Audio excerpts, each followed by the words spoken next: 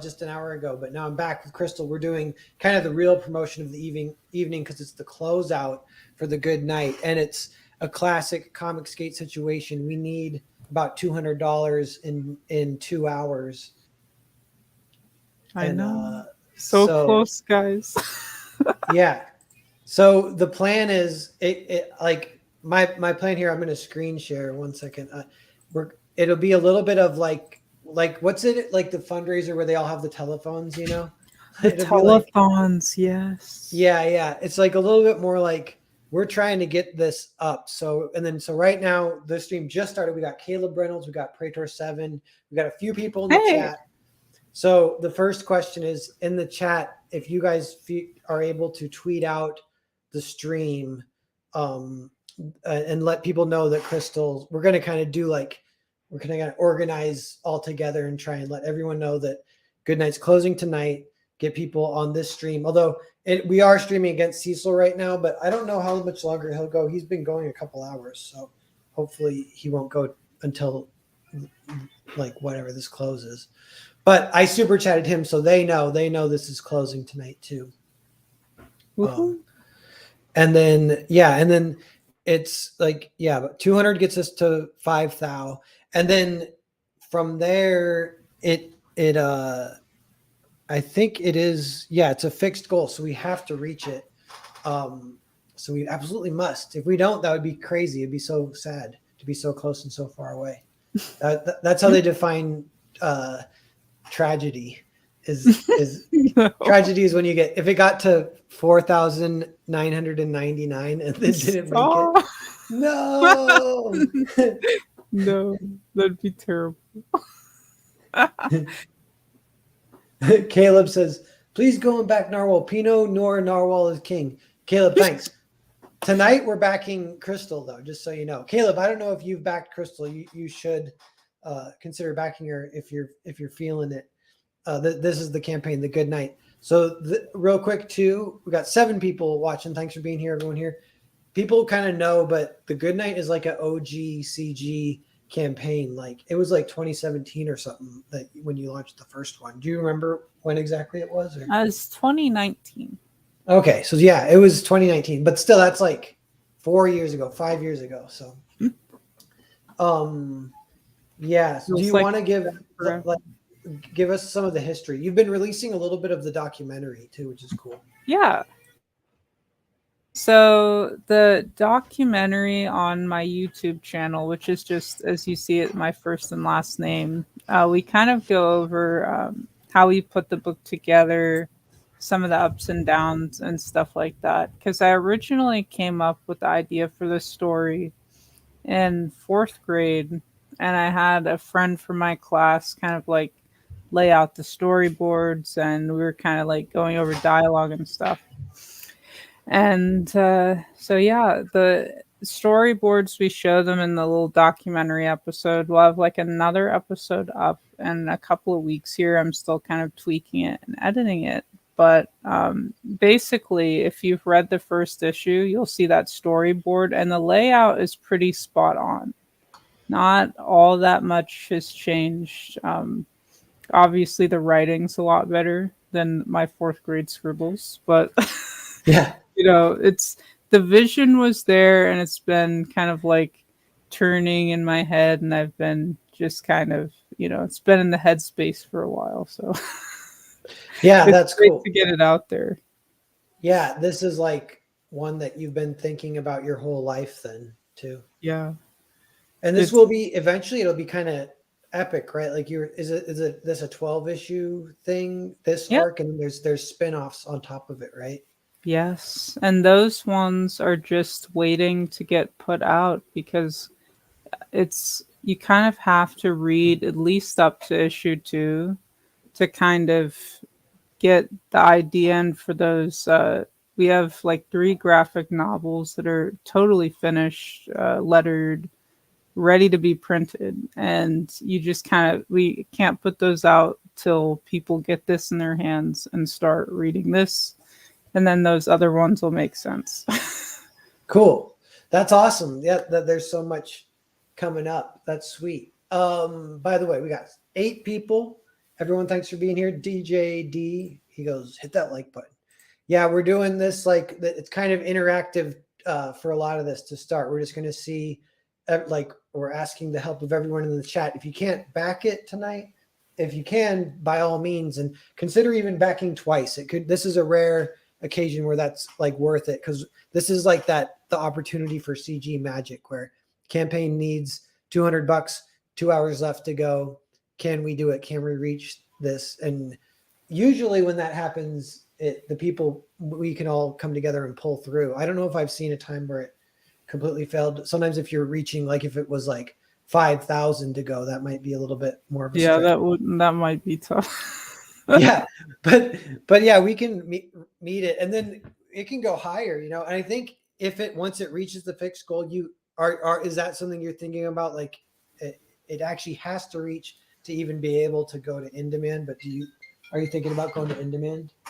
Yeah, so it's already set up or marked to go to in demand once the campaign is successful. So that's kind of what's going on there. So it will go in demand. It'll stay in demand up until people start getting their books in November, which is our release date, and might get shipped to you sooner, but that's just kind of like the safe date.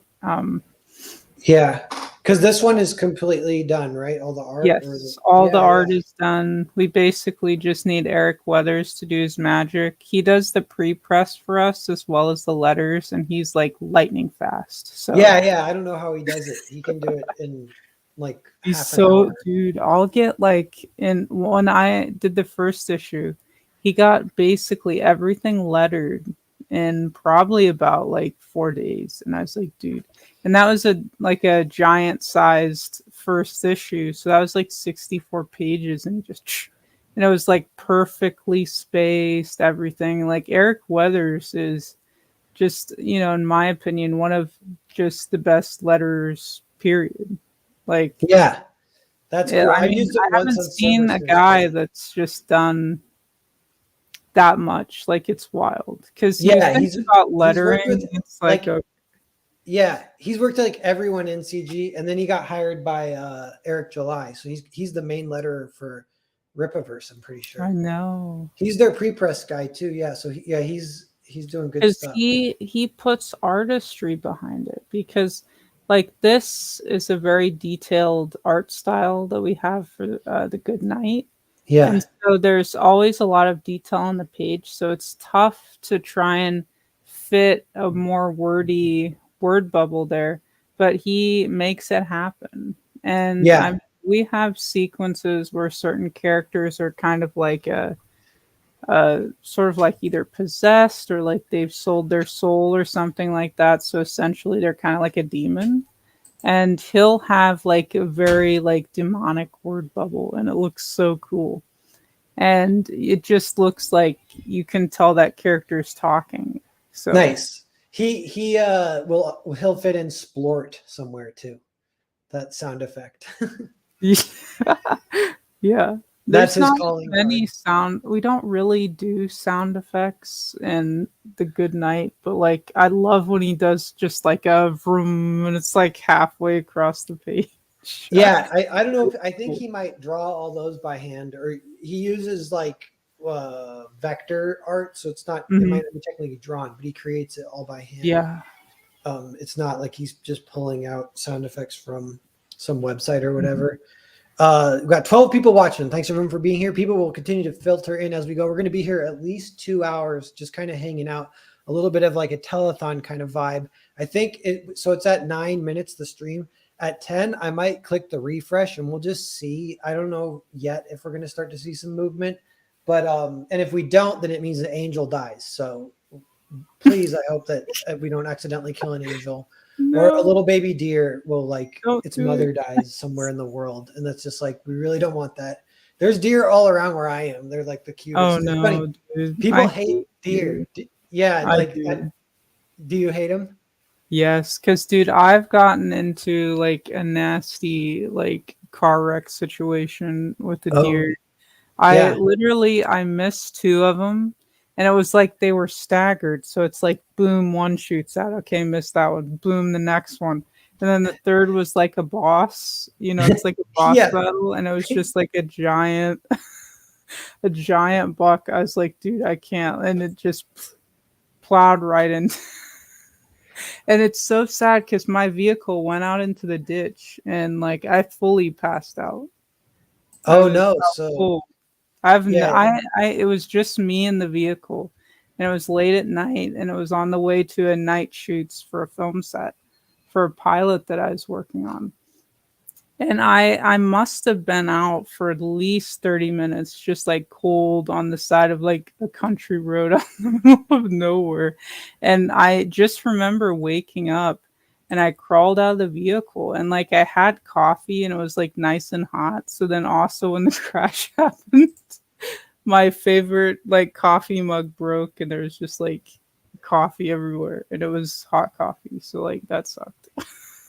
Oh damn. Did you get like burned a little bit too? Yeah, dude. And I ended up somehow my car was still like functioning. Like I have no idea, but I ended up after crawling out of it, I crawled back into it. And I actually ended up driving to the set and there's deer guts all over it. Like it looked like I I like a hiker or something. Damn. It looked so bad. And then I parked and I went in there and I was directing this like pilot for this like IP of mine. And it never ended up going any further than that. But I got out. I could barely string a sentence together. It was just like the worst. I could barely talk, but I could call action. And I Damn, could it's like call the cut. deer. You have a traumatic experience with the deer then. So Dude, makes yeah. a little more And then sense. deer just love to jump out in front of my vehicles, and I'm like, no, not today. But Yeah, that's after that situation, I got like a ton of deer whistles and put them all over all of my vehicles because I just don't trust them. So oh, see that yeah, that's good. The reason that's a kind of obvious reason that I didn't even think of why people hate deer. Around here, everyone has gardens and the deer will eat your hmm. flowers. So people hate the deer for Ah, that reason. dirty, dirty. Because And I my was uncle, he literally bought a new sports car. He drove it off the lot. It was probably barely like 8 something at night. Wrecked it. It was totaled. He from a just, deer. yeah, he just brought it off the lot. And like one time, my parents, like, it was like early 2000s, early 90s, and like they're driving. They just bought like a van, and the van got totaled by a deer. Oh shit! So you've had multiple deer car death experiences. I know it's like those sneakers. They're trying, but it's not working. Does the deer explode every time you hit it? Like when you hit it, did it explode or Like what it happened? was definitely out. Like it didn't get back up. It was dead. You know. Yeah, yeah, yeah. Dude, there's some movie where they hit a deer and it's like it's like a comedy. I think it's like smashing Yeah. their windshield. Do you know what movie that is? I forget. Oh, dude. I'm seeing it, but the name isn't coming to my head. Yeah, I was like, is it Dumb and Dumber? I don't think it is, but it's like something like that almost. Where they're just like, Yeah. There was like a horror film where like a deer jumped out in front of somebody's car, and then they like stopped and it was eating their guts. It was bizarre. yeah, I that rings a bell too, and I can't think of what that is. And even on top of that, there was also like an episode of Smallville with a deer where it was like some type of alien type situation. Oh yeah, yeah, yeah. So a long history of deer in pop culture, and I Crystal know. hates them. They're everywhere around here though, but So I shady. well actually, you know what? One I was thinking of one way that they would suck is Though it somebody said the ring too. I think that might be yeah, the that's a American. horse. Yeah. Or no, the ring is a horse. The ring too, I don't know if there's a deer thing in that. Yeah, I That's think funny. it's the ring too. Yeah. They're like, we need another animal to freak out when something creepy happens. How about this time instead of a horse, it's a deer? That is great. Chimera says it's a cow. Oh, Uh, cow. Oh, okay. have you ever heard of The Last Picture Show by Larry McMurtry? It's like a Yes, book and a movie. I have. Have you have?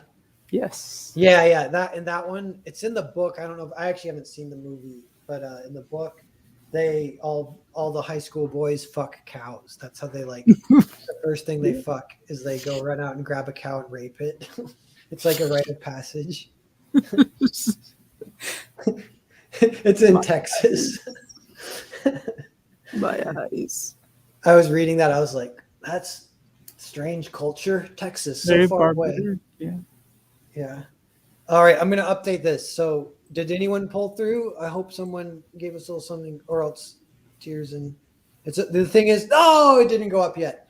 The one now we got to bask in the shame and sadness that it didn't go up. No, not the shame and sadness. Yeah, and then hopefully the chat can save us from that shame and sadness by Yes. backing. If Because you do we back it, tell me to refresh it. Anyone?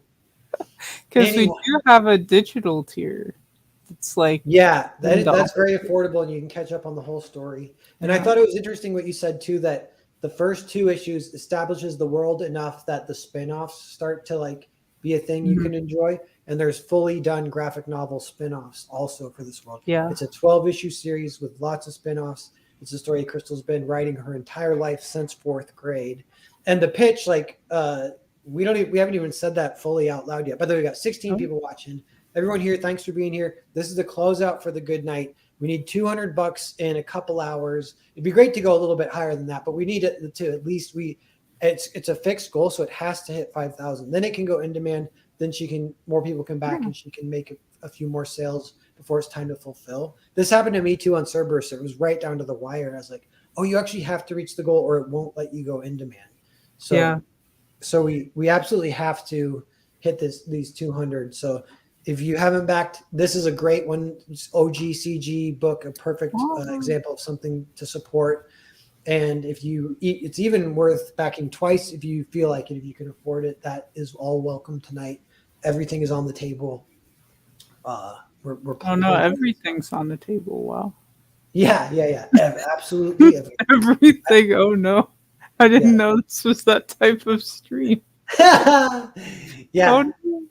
Crystal will go on camera if it reaches 5,000. Face reveal. That is great.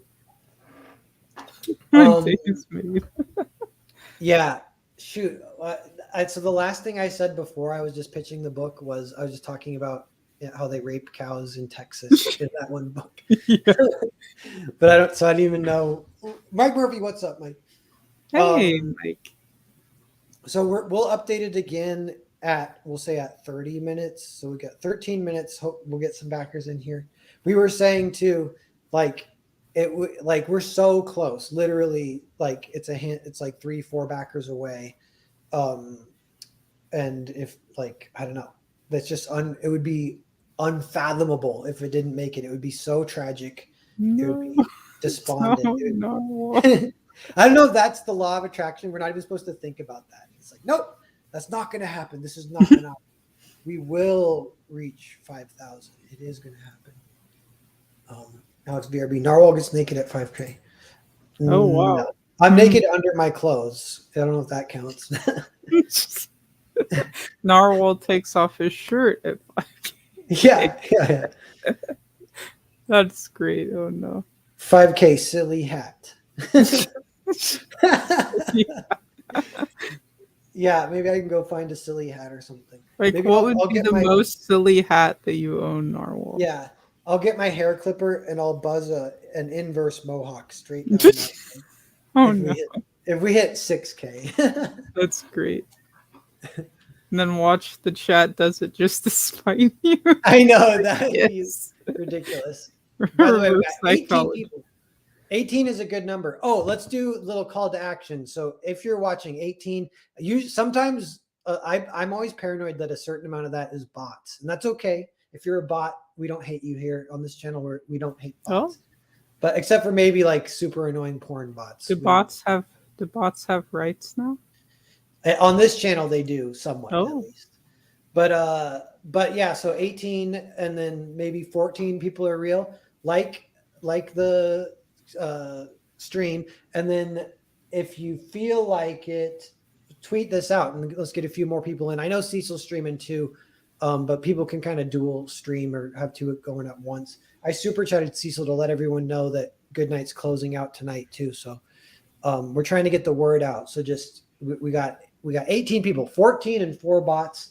We're all working together like a telethon to like. That's such a specific number. How do you know it's 4 bots? I'm just going by like ratios. Sometimes it's like half, but I'm like, no way, it can't be half. It's like too many bots. But that's the Black Mirror like scenario. Like, what if it was all bots? Like, even like, so say Alex VRB, there is a real Alex VRB, I'm sure, out there. But what if this? But he Alex has this VRB, bot promoting for him. Wow. yeah, it's not even him. And you and I are just like doing the song and dance for nobody. And we're just like seeing the numbers go. Maybe they go up a little bit, but even the numbers. It's just all bots. No. Yeah, just all life is us just like dancing for the monkey when it's nothing and we don't even know. Yeah. It. That would be like a Black Mirror episode kind of. And I am like paranoid. Oh, we did? Oh. Should I update? I guess I will. We're at 21 minutes. Boom. Let's see where we're at. Whoa, we got 2. Sweet. Thanks, everyone. See, the shame sometimes works. Shame works. Cyberbullying works. All that stuff. Cyberbullying. No. And Michael Bancroft says it's bots all the way down. Alex VRB says, quiet, you traitor. There's a bot war in my chat right now. Bot version of Michael. Battle of the bots. Version of Alex VRB are having it out. But yeah, so this is fun helping you close out because I kind of get the dopamine too. And I do have a little addiction with that, with the crowdfunding, where everyone can kind of relate, but seeing the numbers tick up, seeing the money go up, it's a lot of fun. And yeah, and now we're closer. We're $132 from so 5K. Close. And then, yeah, if it, that 868, that'll eventually tick to 900, one more backer or so. And then we're even closer, and then we're even closer, and then we're even closer. And yeah, it's only 22 minutes. We're going to go for 2 hours. If for some reason we have to, we'll go a little longer, but we're just kind of hanging out. We're talking to the chat, a little bit telethon style. We're not doing too much other than just kind of trying to get these numbers up. Now, if the chat does have some shady questions, we can answer those for your entertainment. Yeah, chat, shoot us any questions you like, and we'll. Nothing's off the table. Yeah, mostly everything right is on now. the Like table. 99% is free game, guys. That's a rare offer from Crystal. You should take her up on it. Hype Wizard says, fellow bots unite. Apparently they're all in the chat. Autobots roll out. Yeah. But if the bots are helping us, like I have noticed, I get random. I accidentally set Twitter, which is X now, and then it was like a police. Dude, I was trying to search it today, and I was like, "Where's the app?" And I was like, "Oh, they changed it to X." Yeah, like, I can't find it. I'm trying to search Twitter. And then it was on Twitter or whatever, X. It was like a police union was talking about some admissible kind of shit that was on X that it got posted that they were using or whatever. And so their statement was like, it was posted on the X at blah, blah, blah, blah, blah, blah, blah, blah. And I'm like, oh, calling it the X is actually even better. I actually don't hate that. That made me laugh. Because I'm like, if you're like if you're like in Elon's shoes and he's like, I'm going to like rebrand, but as like the most generic, specifically the most commonly used letter of the alphabet. Maybe it's working. I don't know. Maybe it's like weird advertisement. I don't know. Yeah. I kind of don't think it's terrible, but then calling it the X is kind of fun, I think, because then it's like kind of makes it more upscale. Yeah, it's like no, we are the X. We're better than those other X's. You've heard 1,000 X's before. We are the X, and so that got me thinking maybe. But I accidentally set it to for you instead of like your followers or whatever. So it's recommending me shit. And it recommended me some dude who was complaining about The Onion had published an article of their film section, and it had been written by an AI and edited by a human, and they mentioned it at the top. and he's like, I'm Um, so despondent right now. Imagine how I must feel. I'm so sad that this is a turning point, that my most read site is now like run by AI or whatever, something like that. oh, And I was like, I checked to make sure oh, well, you've I gotten thought more. I might be following him because I didn't know I was on For You. So I was going to unfollow him because I'm like, dude, you're a pussy. You should just get the fuck out of here. And then, but then I wasn't following him. So I was like, shit, I got to go back to just going Yeah. my followers because I don't want these like people.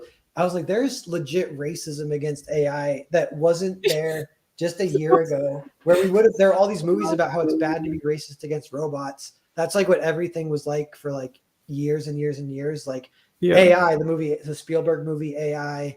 They have rights. Yeah, the flashbacks to the Matrix, all Don't that stuff. forget iRobot.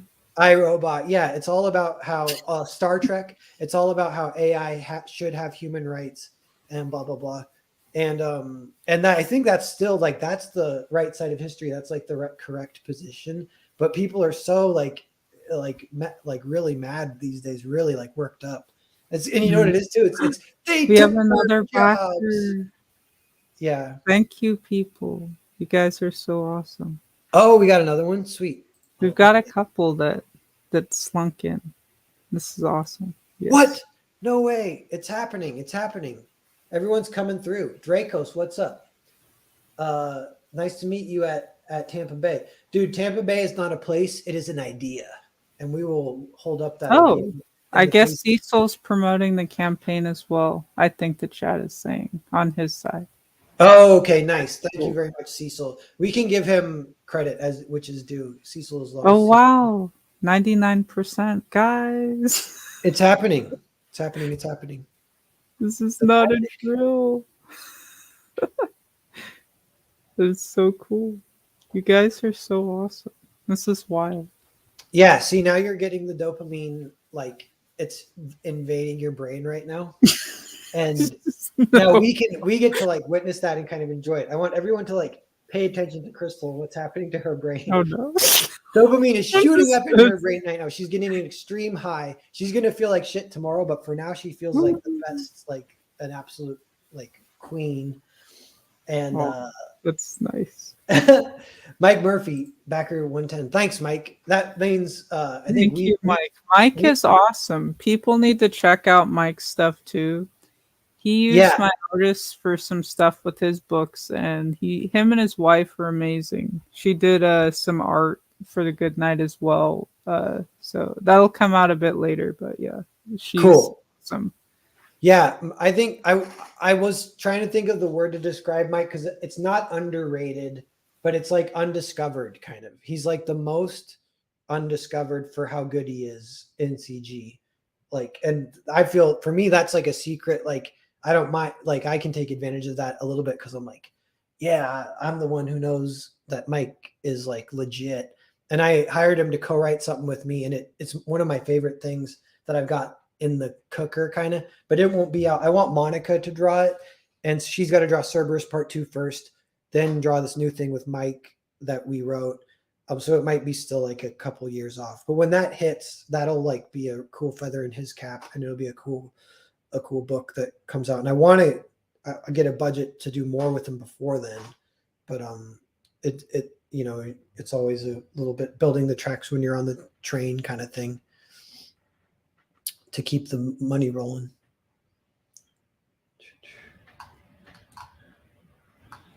Crystal passed out from Glee. Actually, maybe she did. Hold on. I'm going to see if it went okay. I'm good. I'm freaking out. Oh, yeah. No, it did dude. it. That was it. So that was boom, boom. Oh, boom. wow, guys. You did it. Sweet. You guys are amazing. Yeah. I'm going to send Cecil a quick little DM and say thanks because that's awesome. Yeah, I muted for a second to tell Cecil thank you on his stream. So I was like, okay. And then I heard you like, and I was like, oh, yeah. Yeah. I'm still muted. Yeah. My rant ended and I was like, what do I do? You're good. I appreciate all of you peeps in the chat and Narwhal and Cecil on his channel. Like I couldn't do this without you guys, so it's really awesome.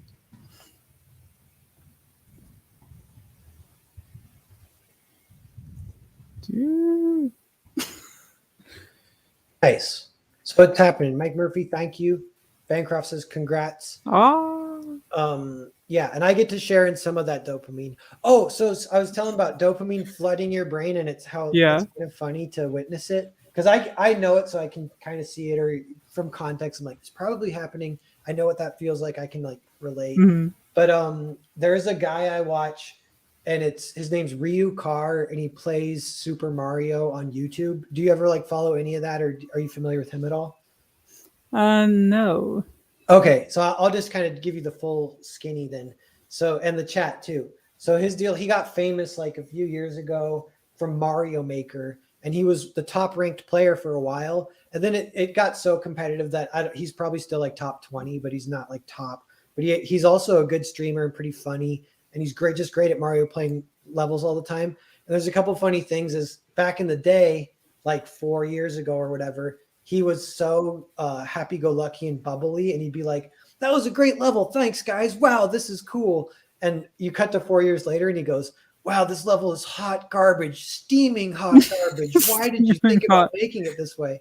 He's like critiquing everyone's level as he's playing, and it's like so funny. But what I noticed with him is like, I'm like, what kind of like mind does it take to do what he does, to play Mario for 8 hours a day? That and not see that is interesting because I can kind of like there's dudes that'll play Call of Duty like almost all day. Yeah. And And I get that. But just like Mario, I can kind of see it, but it's Mario Maker, right? So that's the one where they were just like making Mario levels, if I'm not mistaken. yeah. Like it's not even like you're playing like, a mainline game. So that's interesting to me. Yeah. Yeah. So what I'm flashing back to another example that I want to, it's the movie Uncut Gems. Have you seen that one? Oh, dude, I love that. Sweet. I'm glad you like it. I love that movie too. That's a little bit, not everyone loves it. I'm like, I it's did great. make the mistake of showing it to my mom, and she's Yeah. freaked out. Yeah. I hadn't seen it yet. I was watching it for the first time on DVD because there's no theaters near me were playing it, and I was like, "Hey, mom, you like Adam Sandler? Yeah. Let's watch it." And I was partially doing it to troll because I did know what was up. That it's not a Like comedy or whatever. Yeah. but like she doesn't watch stuff like that, so I was like, it'd be kind of funny to like rope her and oh hey, it's Adam Sandler, okay. Yeah. When you get But trolled. But I was surprised by some of the content that was there. Not that I care, but I was like, oh, okay, that's interesting. But then your yeah. mom's there, and then you're like, oh, it's sort of awkward, I guess. Yeah. But yeah. And that part, speaking of that, well, like this might count for that, but Mm-hmm. it's part of what it documents is like a very authentic look at what it looks like to have a dopamine rush when you're like Oh yeah, that is true. Yeah. yeah, and it's when he's in the car and he actually finally wins his bet and he goes, oh, he relaxes and he goes, oh, I'm coming, I'm fucking coming, something like that.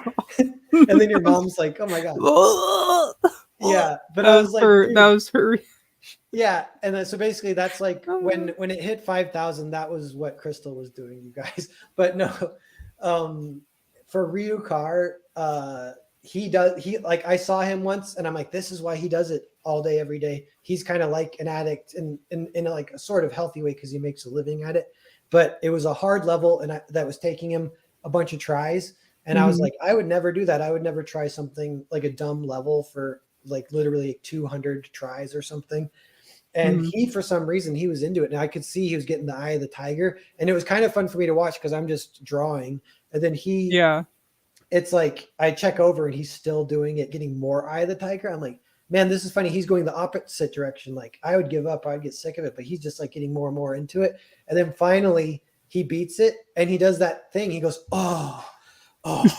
And he didn't say, oh, I'm coming, but he was like doing that fucking dopamine rush thing. And I was like, oh my God, I see it. Adam Sandler's performance captured that And authenticity. he is very good in dramatic roles. It's sad that he doesn't get as many, and it's sad that he kind of got snubbed for that. I feel because that was such a good film. And A24 has been putting out like just bangers left and right. So it's like, yeah, they have a new horror film called Talk to Me that I watched, and it was truly like parts of it were so messed up.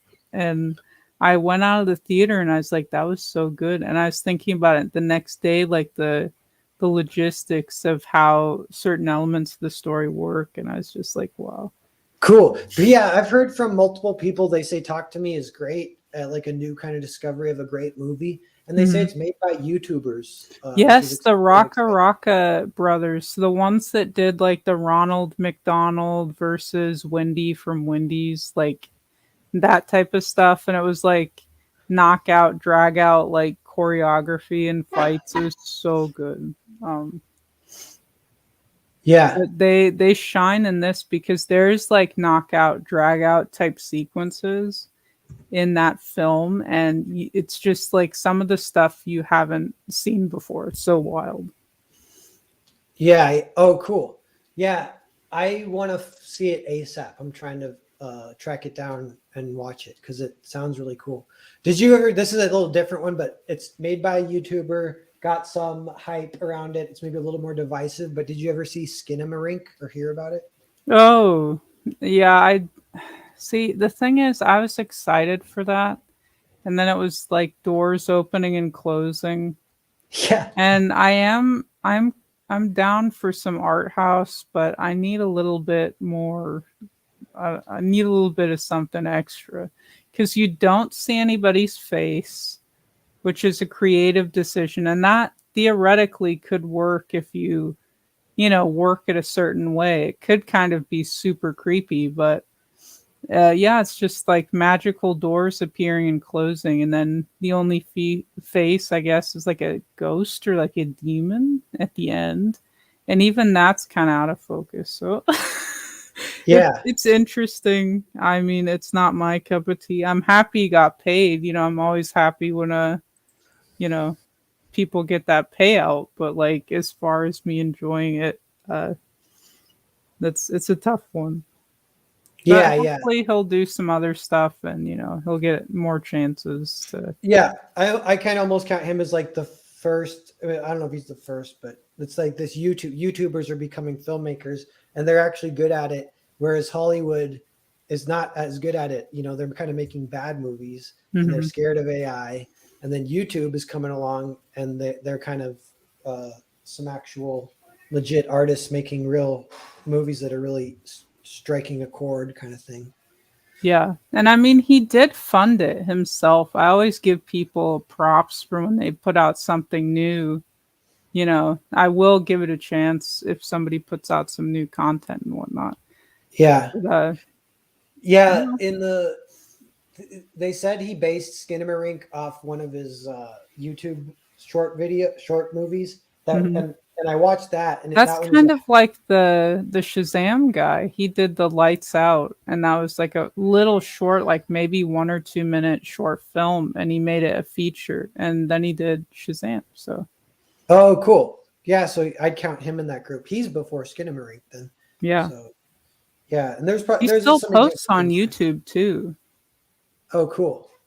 Yeah, I don't even know that one. What's the movie that he made his short into a feature? It was called Lights Out was the name of the short, and also the name of the feature film that he made after that. That was actually a decent little horror film. It's not anything too extravagant. It's kind of basic. Whenever you turn off the light, you'll see the creature. You turn it on. You know, Oh yeah, cool. that type of thing. I think would be a good horror kind of trope that maybe no one's done yet, or maybe they have. But I have these blinds. I can show you guys. Maybe see if this even works. So, can you see like my blinds? You can't really see out them, Oh, but if yeah. you go like this, you can see. Like if you go up and down, and then you can't see, but you Oh, can see yeah. if you move.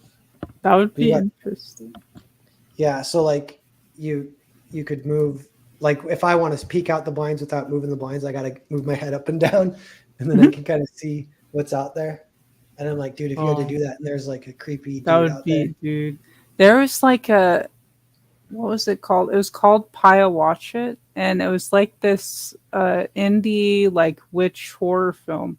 And there was like a couple of times where the character had to look through an object to like actually see the witch, and that's so creepy. Like if you just had like a little stone with like a circle in the middle of it, and the only way to see like witches or like demons around you is to look through that little stone, that'd be so creepy and Yeah, like nerve wracking. Like that's such a small little like little hole to look through, and like they're coming for you, and you have no clue where it's at. yeah, that's cool. That's a great like cinematic device too. Like even what's the John Carpenter one where they have to look through glasses to see the real world? You know what I'm talking about? It's Uh, got, I don't know too. they live. Yeah, they live. Yeah, like they do that, but it's Roddy not, that isn't Piper, played dude. exactly for like scares, because you could do it for scares, but that's more just like it's kind of cool. Keith Like David was so good in that too. Like, I'm always down for more Keith David. So yeah. yeah, yeah, he was in the thing, and that he dies like, spoiler, sorry anyone, but he dies and it's kind of bullshit. I'm like, dude, he died like sort of anticlimactically, just gets Dude, shot. I was excited for Nope, and they killed him off like so quick. I was about to walk out of that theater. I was like, this is some disrespect right now. Like, Yeah, why would you hire Keith David? He showed up to the set, and you're gonna kill him off, and it was like the most basic like death ever. Like at least chop off his head and have it like fly off into space. You know what I yeah, mean? Like something a little bit more juicy. That was just like so sad. yeah. Give him a good death. It's the worst when they don't get a I like a good know. death. Like I'm down for killing people early, but like let's make it like exciting. Yeah. Splat like one of the Paranormal Activity. That's an example of like a low budget Yes. horror that See. was pretty, made a lot of money, pretty effective. It's harder to write that like to write a low budget idea is so different than to write like a comic or whatever. Like Because you have to yes, keep scaling back. yeah, it's like what tricks do you even have that you to keep it entertaining? It gets kind of weird of what even It's so works. tough. That's why horror maybe it's like a little bit easier to Now, film. what's wild is I was talking about They Live, not They Live, about Talk to Me by those YouTubers, Raka Raka. Yeah. And they actually, for $5 million, they filmed Talk to Me and the sequel to that same film as well at the same time for 5 million. So two films for 5 million and not that much marketing, and you've already made your budget back like in the first couple of weeks is crazy. Yeah. And it's like next year they're gonna have another film, depending on No like the way. writer's strike and everything. That's Yeah, because they amazing. film back to back. So Yeah. the characters that you see at the beginning of the film, the two brothers, I'm not gonna say what happens, but you'll see how that played out and got to the point that it was at the beginning of that film in the prequel that comes out Cool. next year. Yeah, that's like reminds that Roger Corman used to do that where he would make 2-for-1 where he'd have the sets and he'd just Mm-hmm. make another movie while he's there. Because Just like it's genius, because if you think about it, you already had those two actors playing the brothers there on yeah. set. Get a second camera unit out there and start filming. Yeah. Yeah, that's fun. And then those kind of movies can be weird too. Like because you Yeah. got the one that's like solid and you're trying your hardest. You got the other one that you can get weird with and see what you can pull out of it and where it goes. Oh yeah, because they set it up so perfectly, because a character comes into possession of, like, let's say the artifact that's causing the spookiness in what would be the prequel. So now you're going to see who had it before that person. And because they kind of leave it open, like, how does this device work? Who originally had it? They keep that open enough that you want to see the prequel for those answers. And that yeah, was a that's cool. smart move.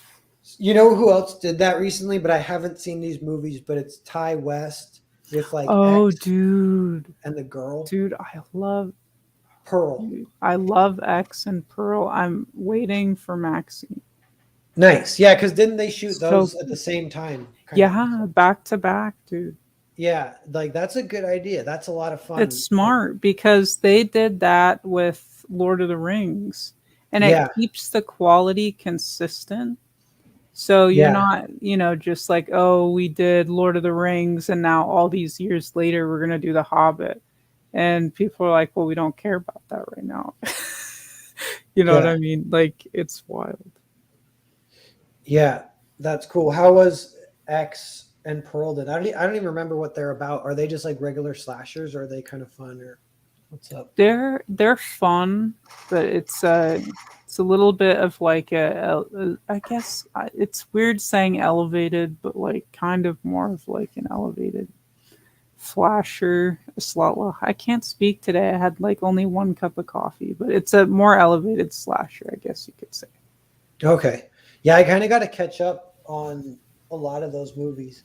You know what? A funny one that I haven't seen that everyone talks about.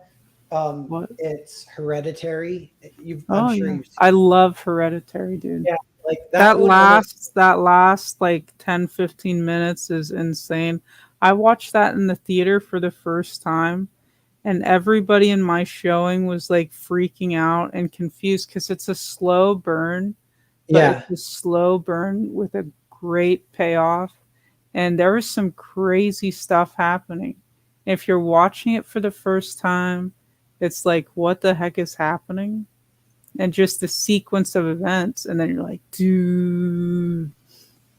yeah, no, yeah. Because so what happened was I'd heard about it and I kind of been meaning to watch it. I hadn't got around to it yet.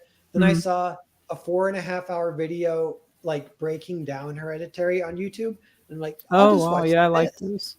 Yeah, so I ended up watching a 4.5 hour like video about the movie instead of the movie, but he's going by it beat for beat, and that was like had me riveted. And then he talks about the end, and that gave me goosebumps. It didn't scare me probably as much as seeing the movie, but it was an Mhm. interesting way to experience the story. And I was like, man, that Ari Aster, yeah, he's. They say that movie kind of coined the elevated horror, started that trend, Yeah. started with And in like that. it's so weird to like say elevated horror. It's kind of like it kind of sounds soy, but But you it know, is a it thing, is yeah. what it is, you know. Like It's I love, Halloween and, Friday the 13th and stuff like that. It's all good, but it's just kind of like terminology. It's yeah. there, you And know. it kind of like, it goes up and down. Like if there's too much elevated horror, then it's super refreshing to just have some like back to basics, fun, Mhm. like ridiculous horror. But then if there's too much of that, then you kind of want a little elevated horror. So Mhm.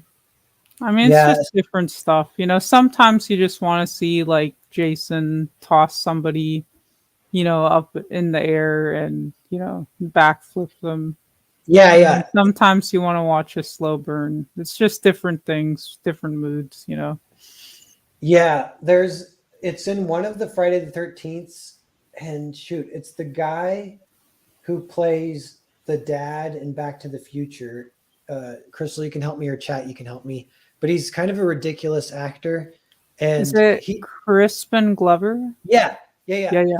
So it's Crispin Glover, and is it like Friday the 13th 3 maybe? But he's in it, and he only has like a few lines, and they're all ridiculous. It's like, oh my god, his line delivery is so ridiculous. Why did he choose to say it that way, and why did they let him say it that way? But at the same time, it's like super fun because he's a pretty good actor. He's like bringing Yeah. a little He extra spice. is. Yeah, I just wish he got more roles because he was in American Gods and he did such a great job with that. cool. Yeah, there's like rumors with him that he like had a bad experience on what on Back to the Back to the Future. Future, yeah, it kind of soured him, is what I heard. There's a couple he's talked about it in like yeah, other interviews and stuff, and that's tough. I mean, that's they did him dirty for sure. Yeah, and then there again, it's kind of like a rumor, but I think it's real, but it's confusing. But supposedly he like published a 10-page letter sort of alleging that Steven Spielberg is a pedophile in like 2001 or something. Hmm. And that might have been him like in the middle of like a weird mental breakdown. And A he's still working. breakdown, yeah. See, that's what's tough because, some just like, maybe you've experienced or somebody else has or whatever, where you kind of get like you're getting overworked, you're getting, exhausted, and you're in a bad place mentally. Yeah. And you kind of, it gets a little wacky sometimes, and you have to be careful and kind of like when you're getting that vibe, turn off the devices or, Yeah. maybe not post anything Yeah. for a The little bit. Take paranoia a can break. spiral. Yeah. Yeah. Because he still got work after that and he didn't get assassinated, which is all, and that all kind of supports That's that. always good. Yeah. And that like helps Steven Spielberg's case. Not that not that he needs to defend himself, um, but yeah, that was like a weird Crispin Glover thing. Hmm. But yeah, with Friday the 13th, it's like the fun of it is just how are they going to die? Who's going to die first? Are the kills going to be Yeah. fun? How It's sloppy it's going to be, dude. yeah, it's like so simple.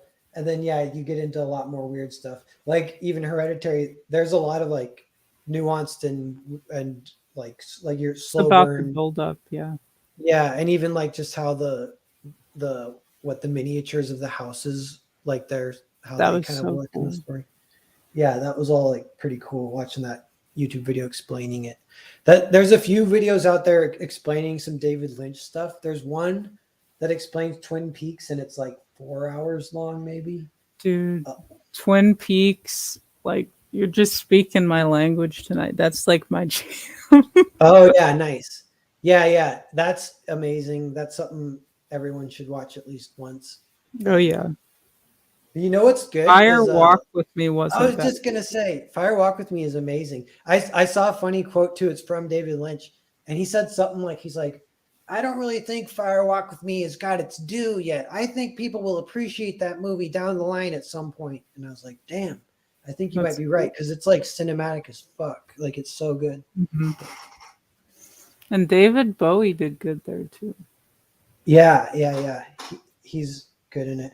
Yeah, I want David Lynch to make one more movie. He's getting so old, and I don't know if it like, yeah, I'm worried it might suck or whatever. But I would love to see him do one more movie. Can't be any worse than like Steven Spielberg and Ridley Scott right now. You know what I'm saying? Like Yeah, that's why Tarantino Tarantino's says he's still only making. chugging. He's still chugging, but like he is smart to quit while you're ahead because like Ready Player One was okay, but like Spielberg in his prime could have killed it. He's not right now. And Yeah, sometimes that's because they get to kind of like chill where they're yeah, at and they're not challenging themselves and they surround themselves with a bajillion yes men. totally. And you know, this is a little random, but it's come up. Alex VRB knows, but I read a bunch of Napoleon quotes on one of the Mhm. creative block shows, and one of his quotes is he says, "You have to reinvent your tactics every 10 years, or your enemy's going to know what you do and That's defeat you smart. easily." And I was like, "Dude, filmmakers they do that, and you can see it. Like you can see." Spielberg did it 2 or 3 times, and then he kind of fell off. Like his last reinvention, it might have been like the war one, Saving Private Ryan. And Oh he's like, all yeah. right, I'm gonna make the best war movie of all time, and then I'm gonna kind of like just do a few more sci-fi stuff you guys know I can do. And he was still making good movies for a little bit, but then he's like Mhm. kind of falling off. He tried to do the reinvention with the 3D kind of stuff, but that kind of was a Mhm. misstep. Him and the Zemeckis were both like they did 1010 and all that like 3D shit ended up Oh, being but see, it's sad because I love the Tintin comics, and the movie did have good, moments. And Richard in the chat says Spielberg was a trailblazer. Now he's a follower or recycler, and yeah, that's the vibe yeah. right now, unfortunately. Yeah, yeah, and there's one. I saw one movie from an aging dude. What's his name? It's the guy. He wrote Alien, and he did The Warriors, and he did 48 Hours. Chat might know again. I'm bad at thinking of names tonight. I've been chugging. Speaking, you haven't had enough coffee. I had too much. So I got a little brain. We're at different levels. That's great. Yeah, I know. But that guy, he's amazing. Made some of my favorite movies of all time. Like even The Warriors is like so great. But then he didn't make movies for a while, and he made a Mhm. Western last year, and it was really good. And it wasn't like amazing. He was kind of just doing what he can do, and he did it. He did it well. But I was like, that's funny because it's again, Hollywood is in like such a bad place right now that yeah, some old dudes just coming on and doing what they always do. That's still better than um, these people that kind of don't know what they're doing, that are terrified of AI or whatever. Walter Hill, that's who it is. Yeah. Ah, there you go. Um, yeah. Yeah. But the reinventions are funny to try and spot. Like, so Spielberg did do it. And then, what Tarantino did it, 2 or 3 times too. He kind of went from the crime 90s thing he did, then he did Kill Bill, then he did like the historical revision Hmm. trilogy. So he did at least 2 or 3 reinventions. Also with Inglorious Bastards, he kind of that he kind of did like the first just like straight up suspense scenes that Oh yeah. Hollywood hadn't done that in a while. Like it's like old school De Palma Hitchcock style of like, here's suspense. Do you remember what that feels like? Um, and that was like felt like a like reinvention and a little bit of like a gauntlet drop on his Because, peers. dude, the in Inglorious, that scene in the bar where they're infiltrating and the Yeah, actress is there, that like the smooth, just like he put up the wrong hand sign and they're like, got him. Like that was crazy. And people that don't know what's going on, they're like, oh, okay, I didn't notice anything. But then people from like, that region, they're like, ooh, we know what's about to happen. So there's people that know and there's people that don't know. And then there's chaos, and you're like, oh, wow. Like, okay. yeah, yeah. That scene is so good and it's so fun. It's like 40 minutes long too, which is like Hmm. crazy to think about. Like it's literally half of a movie, and it's in one scene they're just playing a game of cards. Riveted. He did a little bit of that. Like he can do that like skill, better than anyone. He did it in that one hotel movie where it's like the bellhop running around. It's called Four Rooms. Have you heard about that ever? Yes, yes. Yeah, and so Tarantino's short, it's like 4 short films. I think I've only seen his short film, and it's like a bunch of drunk people making a bet with each other that they can chop off each someone's finger for $500, but then they'll sew it back on or so. And he bets he can light the lighter without it failing to light 10 times in a row, and if he can't, they're going to chop off his finger. And so that scene is like maybe 20 minutes long, and you're like, dude, it's just 20 minutes long of like this bet between friends. It ends Mhm. with a guy getting his finger chopped off, and they're all screaming in chaos as the bellhop Mhm. walks out after chopping the finger off. It's like Yes. it's good. And you're like, damn, he did it again. Even back then, he like has a fun sense of like Hmm. drawing the scenes out really long.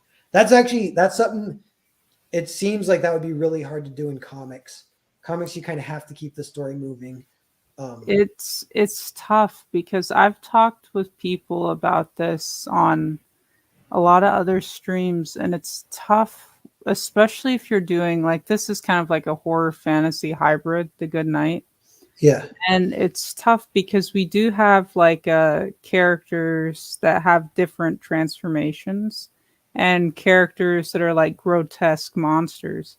And we're talking on another stream today where like we're talking about Junji Ito and yeah, like Tomei and like Uzumaki and all that stuff. And just how he lays it out, like you want the scare on the next page flip, it's stuff like that, and kind of making characters like maybe a villain's following somebody and it's kind of either out of focus in the comic or like small or obscured or they're hiding behind something. And that is like a way that you can kind of create suspense in a horror comic. It's tough, but it is doable. You just kind of have to get crafty with it. yeah. That's cool. You know something he does? I forget what it's called. I read like his most recent one. It's about 4 people that all agree to commit suicide together. Oh, yes, yes, Then yes. some weird kind of shit starts happening, and it reminded me of. like all the stuff I've read from him is kind of like this, where it doesn't have, maybe this partly because it's not Western. He's like from Japan or whatever, but it Mhm. doesn't have like 3 act structure, and it actually has like no structure that I can really identify. So you never know who's the main character. You never know who's gonna live, who's gonna Who's gonna die. die? Yeah. Yeah, and it's like that is a lot of fun for me to read, especially coming from the West where everything is 3 act structure. I'm like, dude, I don't even know what's going on in this story. Like, this is fun. I know. Did you ever see Ichi the Killer? Speaking of Japanese movies, Yes. yeah, I that's a sweet one. I want to rewatch it. It's been a while since I've seen it, but that one I remember struck a chord. Where I make was like, sure to watch the uncut version. okay, yeah, yeah, I'll watch the uncut because I just don't. I remember thinking like, I don't even know what's going on, but I love it. I love being. Audition is really good too. Have you seen that one? Yeah, that you know Yes. what's I didn't realize too, that one, it's pretty short. It might be like 70 or 80 minutes, Mm-hmm. and it's like 60 minutes of just a drama about a lonely old man, and then shit goes wrong kind of right at the end, and it gets ridiculous Oh yeah. and effed up. And I was like, that's cool. That like just the story of him being kind of lonely was really good. And he's like, oh, should I, shouldn't I? And they're like, do it, do it. And he's like, okay, I guess I will. Like, call a girl. Like, I don't know if he hires a prostitute or what, like a dating service or something. And then she's the crazy one who comes. Like, if only, that's almost like that tragedy thing. Like, he was considering not doing it. His friends pushed him into it. If only he hadn't done it, then she wouldn't have like stabbed his eyeballs to make it so he can't move, and then slowly kill him, dismember his body while he's still alive and stuff like Mm-hmm. that.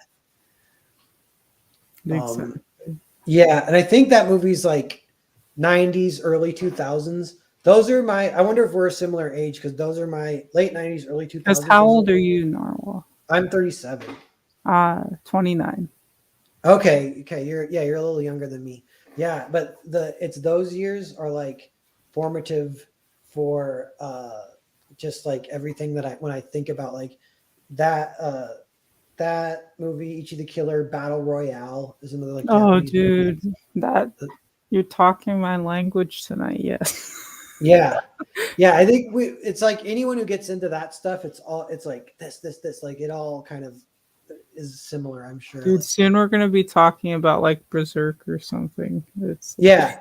No, we should take a second to just talk about Berserk because we mentioned that. I was like, we could talk about like even trying to break it down a little bit of why we like it so much. Mhm. And you mentioned Berserk because that was in the back channels. I was like, this could be like to fill the 2 hours. We can discuss like some like art, some little bit of like breaking down even the writing or whatever. Mhm. Because that's your day job, which is an interesting fact too. That's kind of fun that I tie Yeah. in with the Good Night is like this is Crystal's passion project on the Yep. side. She's been writing her whole life, but she's a pro Mhm. writer in Hollywood, everyone, which is kind of Yeah, cool. because right out of high school, I went right into just like I first started off doing like script reading, and I would kind of weed out the ones to pass up the chain. Um, and then script doctoring is what I've kind of stuck with, and ghostwriting. And I kind of do those two things in tandem, the ghostwriting and the script doctoring. And it's awesome, but you kind of get stuck doing it once you're there. And then that creates a void in your portfolio where suddenly you're bogged down with NDA and you can't talk about anything. Yeah, yeah, yeah. That's funny. Yeah, so then you got this one public thing that you're working on, which is the Good Yeah, Night. it's never too late to start building the official portfolio. Yeah. What can you talk about? You mentioned that you shot a pilot once for one of your Yeah, IPs. so I can actually talk about that one uh, a bit more in detail. So that was called Lunar Phases. It never ended up coming out because of the chaos behind the scenes. I absolutely love werewolves, Howling, American Werewolf. Uh, I love it all. There's just something about like actual wolves, like the pack dynamics, all the stuff that'll go on with that. Like wolves will outcast another one, and all the kind of stuff that goes on with that. So I was kind of taking that route. I was going to go into pack dynamics. Here's what the pack leader does. Here's what, the other wolves do and stuff like that. And I kind of shopped it around. I found somebody to finance the pilot. It was going to go to a streaming service that was kind of in its early stages at the time. And my script was ready to go. We started filming. Wasn't fully a union production. We had all non-union people except for a couple of people that were SAG, and that was just kind of to keep the price down, as well as just kind of keep costs in check. So we got somebody. The SAG actor that we got was in the movie with James Franco. This Is the End, that like Rapture type one that they did. One of the main actors in that is all that I can say there. And he seemed like a cool guy. I talked to him over the phone. I'm like, okay, he's great for the role of the pack leader. Nice. And then he comes to set drunk. And one night we were filming, and it's kind of like at this old vintage theater, and it was a really cool scene. And he actually crashed his car right into a building structure. And it was a really nice car, nice sports car. Looked brand new to me, but it crashed right there. And we had the cameras out on the lot, and we're like, did he just crash? What a piece of I was in shock. And then he walked out. He was drunk as a sailor. And he came over and he was like it was a mess. And he got his girlfriend at the time. They're not together anymore, but at the time she was our makeup artist as well. And he would pick fights with the lighting department. The lighting guy did something, he literally jumped him like a rabbit animal. I was like, whoa. So we had security and some other people on the production literally had to pull him off the lighting guy. And there was one point where we had to call the police because I was afraid that he was about to pick up his girlfriend / our makeup artist and suplex her. So damn, we had to call the police on that. That kind of sucks. That shuts down your filming, and that's not okay. So there's a lot wrong with that situation. And we eventually got done filming, but he was upset with the version of the cut that I put together. And so then he called SAG on our production. And you never want SAG to come out sniffing around your business and digging up non-existent dirt. SAG eventually cleared us. There was no violations that we broke or anything. We were clear, good to go. But the damage was kind of done. And we sent the cut to, off to the company to see what they thought. They really loved it. I thought it was really great. We had awesome practical and CG werewolf transformations. The wolves would eat their own skin and all sorts of cool stuff. And, a lot of times when you make a pilot, and you might have seen this with other shows, certain characters will get recast or they'll get a whole new cast and make a different pilot.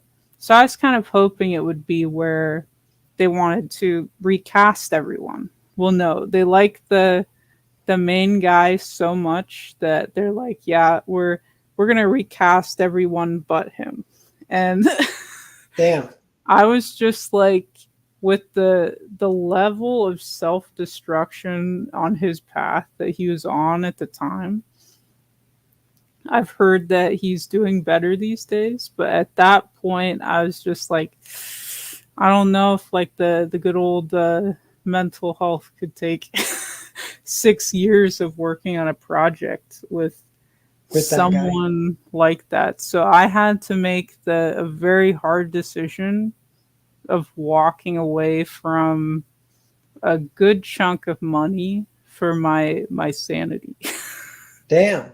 And it was tough, but in the end, it was a good decision because if you're working on a TV show, like you'll be there for years and you'll work long hours and you'll be stuck with this person. Like who knows if like he could have done something at that time, like hit somebody with a car because he's driving drunk. Like I didn't really want any of that tied to me or to enable somebody that's doing that type of crazy behavior. So that sucks. But the rights eventually reverted back to me. I own them now. Cool. I was gonna ask And that. if you look at the first issue, The Good Night, we put that's one of the graphic novels that's finished, Lunar Phases. So it's a comic book now. And Okay. it's completely finished. It's good to go. And that'll come out after issue 2 comes out, along with a couple other. We have 3 graphic novels in total that are completely done, ready to print. So What? How many pages is Lunar Phases? Lunar Phases is 100. Oh, sweet. Yeah. Yeah. When's that one crowdfund? I want to back that one. So I think the current slate of what's coming out first is The Good Night 2. Then I believe it's VHS Killers, which is like these priests that are brothers and also priests, but they are exorcists as well. And they also have like a sort of heavy metal band, but it's like in a church fundraising or like a Yeah, yeah. Dude, parish this sounds fundraising amazing. Is this in the Good Night capacity. universe? Yeah, so like all of the profits they get from their concert goes back to the church, essentially. Cool. And that's a graphic novel too, right? Yeah, and that one is it's very experimental. I think it's like the weirdest thing I've come up with because it's almost all in splash pages. And Okay. not only is a lot of it in splash pages, but there are some pages where it's just word bubbles or objects, but it's very detailed objects that it's almost like Where's Waldo, where you're trying to like solve it on the page with Oh, them. cool. That's a lot of fun. Yeah. So it's the weirdest thing. I haven't really seen anything that I can even compare it to because it's just like a super weird idea that was in my head. And, How many pages is that one? that one is 84, I believe. Okay. And who's the artist? Anyone I know or It's all anyone? Francisco. Okay. So the Sweet. same artist for the Good Night, as you can see here, that's the type of art that you're going to get in these graphic novels. Yeah. The third one is a totally different artist who will kind of announce. He has like a more cartoony type style. So think Okay. like Batman, the animated series, something like that, Cool. That's a lot of fun. It's fun hearing you with each like new story idea. So I had a buddy who he was kind of my mentor in my 20s. He's a little older than me, and we co-wrote some scripts together. And I learned a lot about he worked at a video store, and I was doing free art for him. Was and it like Blockbuster Family Video or like no, it was like Scarecrow, but it was in Austin, Texas. Like they have someone that's like, it's kind of famous, the one he worked at, but it like has everything. It has all this old crap. They have everything, and boutique kind of or whatever DVDs and stuff. And yeah, so I would do free art for him, and he would give me free rentals, and that was like a lot of my education. That's awesome. Yeah, he like made me watch all these old movies and like a lot of awesome Japanese movies, and a lot of old westerns, some like low budget. There's so many good foreign films that people are just sleeping on. Like House, have you seen that one? No, I think that's free on YouTube. I want to check that one out. Yes, watch it. It is so Okay. good. It's worth your time. Actually, yeah, I might write some of this down. I gotta grab my thing later. But yeah, where was I going with this? It was something he learned. I learned writing from him, and then I forget. There was something that it related to what we were talking about. If I think of it, I'll tell you. Sorry. You're good. Yeah. What were you saying just before I went on my rant? You were talking about uh, chat. Help us. Let's rewind the video. What was it in reference to? I'm confused. Yeah. You were saying the good night and then the artists and then the Oh, spin-offs. Oh, it's that he was always great at pitching his ideas. And I hmm was trying to study his moves of like, why is he so good at pitching? And it took me like 5-6 years. And I realized, oh, it's easy to pitch if the idea is good. Like you don't need to, there's no magic pitch. You just need to have a good idea. And then hmm it will pitch itself. Like you can just explain the idea and then it's good. Like when you were saying like they're priests, but they're in a metal band, but it's to raise money for the church. I'm hmm like, that's hilarious. That's awesome. Yeah, and it's kind of because see, growing up, like the satanic panic was a thing. Yeah. Like people were scared of Smurfs and saying like they're demons and all that. Like, and I grew up and like there's that kind of conception about like Dungeons and Dragons, which I absolutely love. I actually had like a merch around that time, and like you had that like Dungeons and Dragons merch, and they're like, you Satan worshiper, Yeah. like it was crazy, and I was like, what on earth is happening right now? And that was a thing. And now people really don't care, but just it's wild how things change and how that works. So hey, Chris. Yeah. What's up? Yeah. By the way, 10 people watching. It's I think we passed the goal, so people are like going to They're bed or like, I whatever. can go to sleep. Yeah. But I was gonna say, like, we'll keep pushing, get a few more backers. It's all gravy now before we close. We'll go another like 45 minutes here. But what? It's at one. If it gets to 6,000, I'll shave a reverse mohawk into the middle of Oh my no. head. So yeah, Reverse mohawk. so we'll see if it gets that far. It got a little bit closer than I even thought at first. I was He's like, getting nervous, chat. You better watch out. yeah, don't make me too nervous, chat. Don't back for 6,000 because then I'll have to wear a hat for like 3 months or something. I love it. He's like, wait, not if you're 29. It went into the late 90s, Chief. Yeah. The satanic panic. It was even in the 90s was like video games caused school shootings. All that was the Mhm. 90s. Yeah, because it's like the aftermath, dude. Because Yeah. that stuff, like you had some Yu-Gi-Oh cards, are like demons. Yeah, Yeah. Pokemon cards, demons. Like, Yeah. The kind of annoying religious right was still a thing in the 90s. And then that was what like it was like Democrats were like cool back then, supposedly.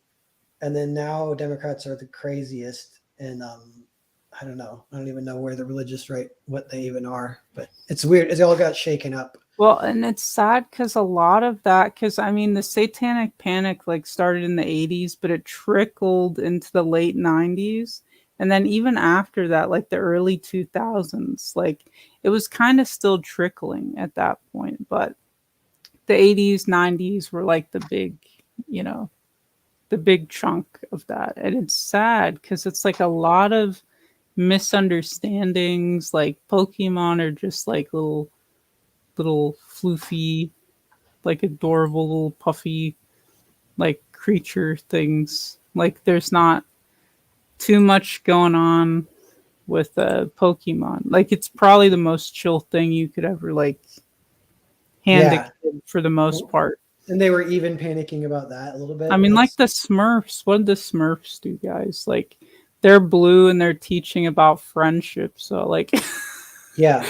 Papa Are, Smurf's like, respect your family and respect your elders, and then they're like, demons. are the Smurfs French? Do you know, or I kind of I have forget? no clue. That's a good question. I was thinking I would try and do a Smurf graphic novel if I could get the rights. I think I could do potentially a Yeah. good one. But I don't really remember. I remember there's just like everyone makes the memes that there's See, just Cam, one girl even Smurf. Cam loves the Smurfs. He's saying German. Oh, they're German. Yeah, yeah. Yeah, but it's like it's them versus Gargamel and they're small. Like that's a Mhm. lot of the cat and stuff and the adventures. They got Papa Smurf. Like that's all fun. It's a lot of fun. You could tell a bunch of stories and adventures with Oh that. yeah. Zachary in the chat. What's up? 11 people watching. Hey. Yeah, we're doing this. We're looking for a little final push. If anyone, we've already hit it, so it's all gravy. But if anyone wants to get in on Good Night, I don't know if you guys heard too. It's kind of fun hearing Crystal talk about like her Hollywood career, and like that's some legit shit. And then a lot of is these comics is like a form of that. So it's kind of fun to be part of seeing all this stuff come to fruition. I'm looking forward to some of these other graphic novels too, some of the spin-offs and stuff. Yeah.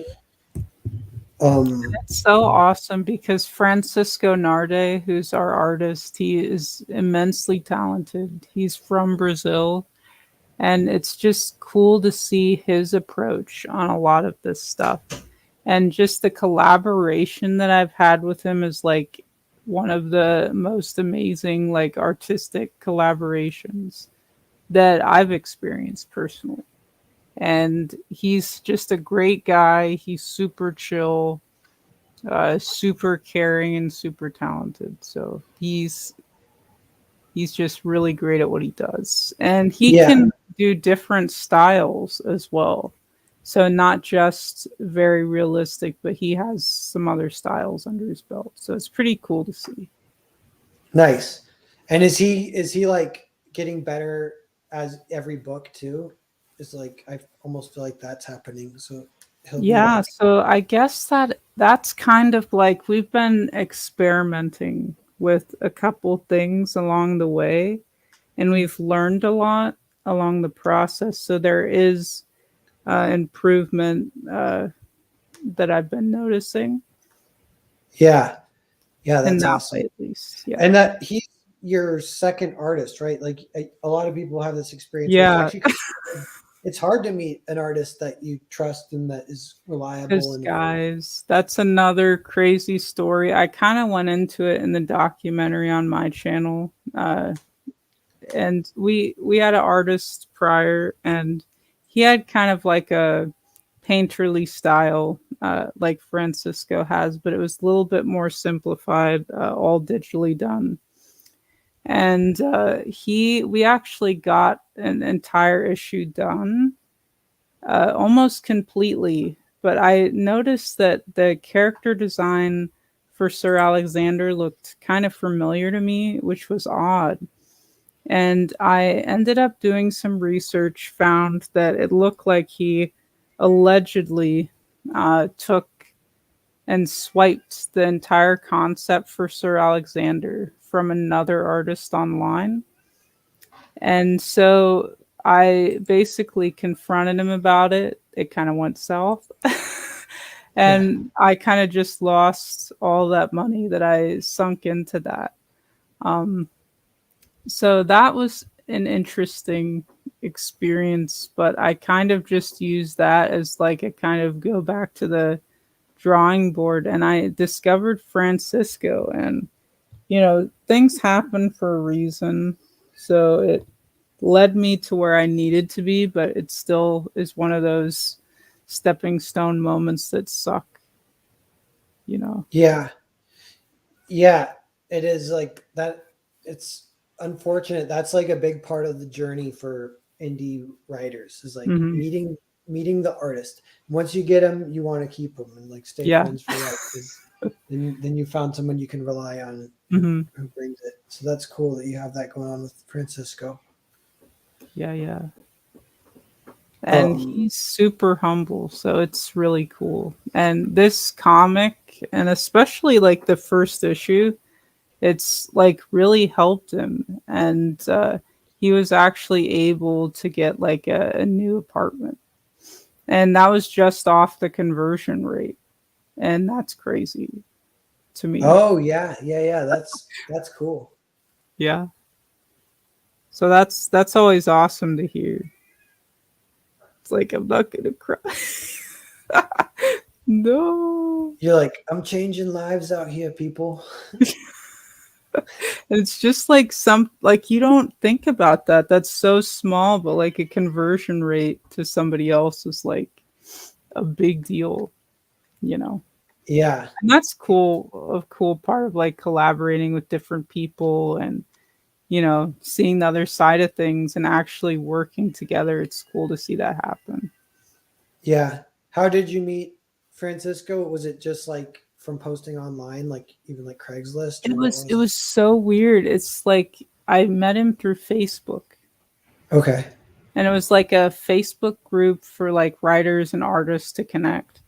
And he'd done stuff in the Brazilian kind of like comic industry, but he had some issues with kind of getting blacklisted because he was like taking risks with comics via publishers in that neck of the woods.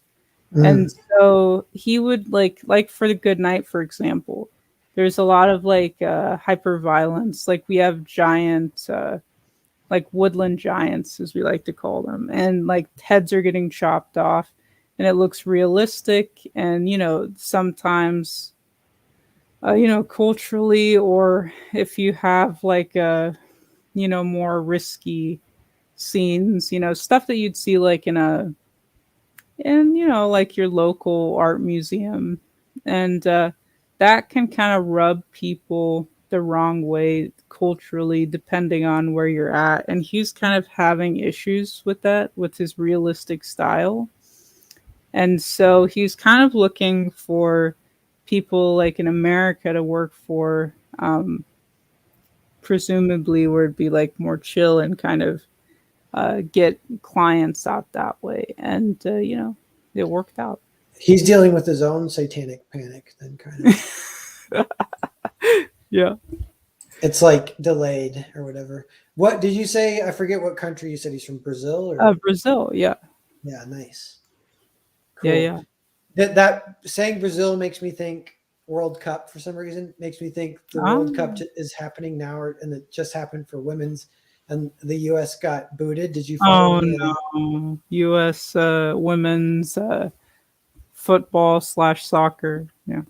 Yeah, yeah. They got like it. Oh God, it went to a shootout, and so it was Megan Rapinoe or whatever with the Oh, purple hair, and she like missed her PK that's and Purge. Yes. Oof. yeah, and blah blah blah. But I went and tried to find the footage, and I was like, damn, like a lot of them missed their PK. It was Ooh, like I think three. They do like five in a row or whatever. It that's was why three. the boys team beat them, like the high school boys team or whatever that Yeah, a was. few years ago, they said that was another interesting like, and that was when they were good. They were like winning the World Cup or whatever, and then the U15 boys How got beat. wild is that?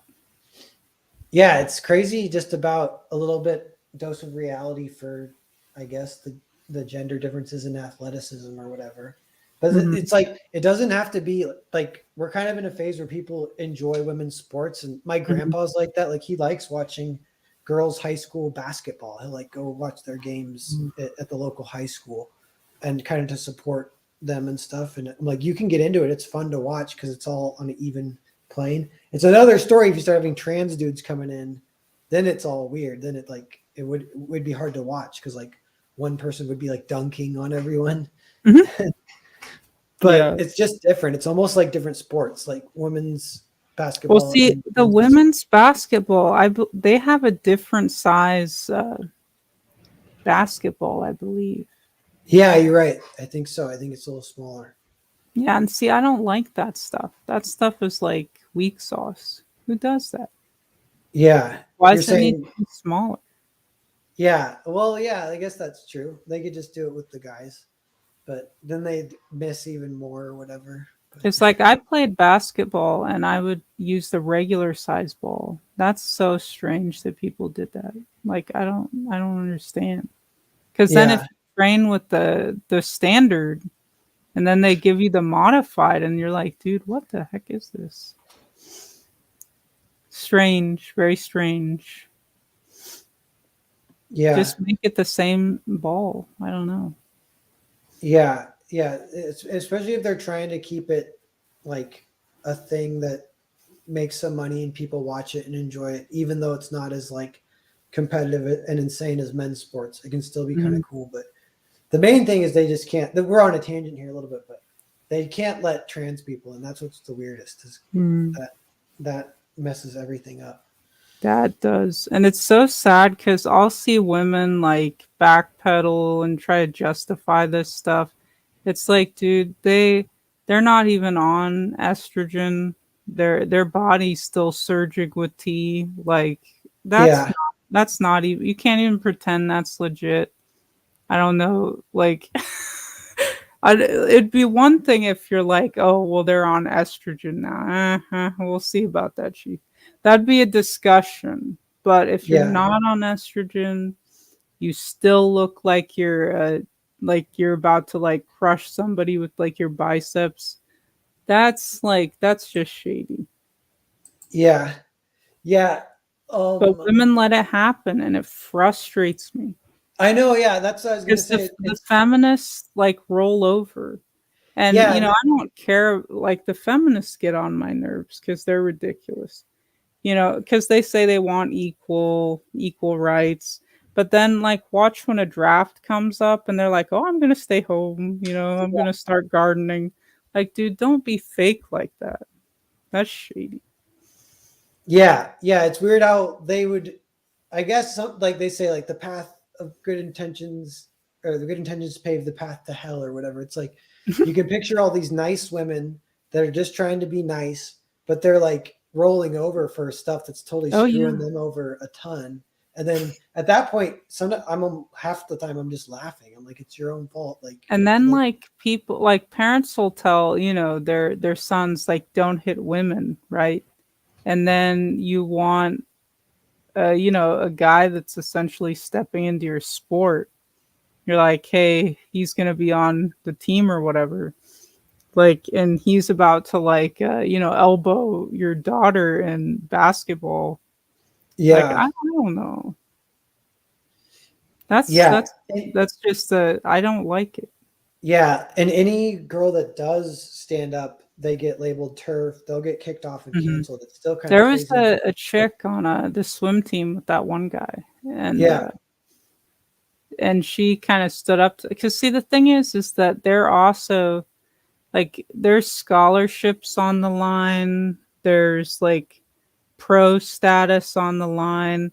And if you're on a female like team, your view count is already going to be lower. It just is what it is, right?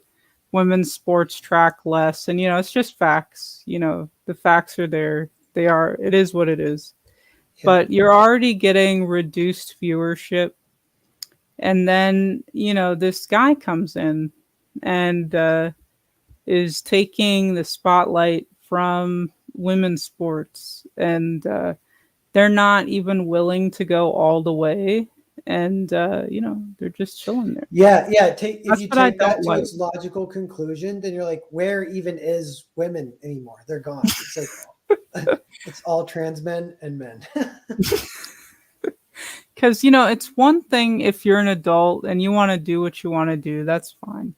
But just like if you're sometimes when you make decisions there are like there's free speech, for example, right? You have the Yeah, freedom of speech but you don't have the freedom from the consequences that come with the speech. So that's kind of the thing for me. It just gets me. I don't know, and it just causes more problems, and it seems like the trend is a guy that's not performing too well on the men's side comes over to the women's side and starts killing it, like men's weightlifting or stuff like that. And it's like, there's no way a chick is gonna defeat a dude in weightlifting. Yeah. So let's just be real for a minute. Now, Yeah. if he was on estrogen, maybe we could have a chat, but that's not the case. Yeah. Yeah, the other thing is, it's like 4 or 5 years ago, nobody would have guessed that it would get to that. That like, there's even some crazier stuff like kids transitioning is pretty crazy, No, but don't, that dude. that one like is If you kind of a can't drink, don't even like if you can't drink till you're 21, don't even try to come with like at me with that type of stuff. That's ridiculous. yeah. Like, how do we get here? Because in I 2016 we feel were like it's common sense. It's like don't drink until you're 21, whatever the smoking age is for where you're at. Like, wait till you're old enough to make mistakes. yeah, But you shouldn't be doing anything before then. If I can't go get a drink if somebody can't get a drink till they're 21, they shouldn't be making life altering decisions. yeah. Cam says virtue signaling. See, that's crazy.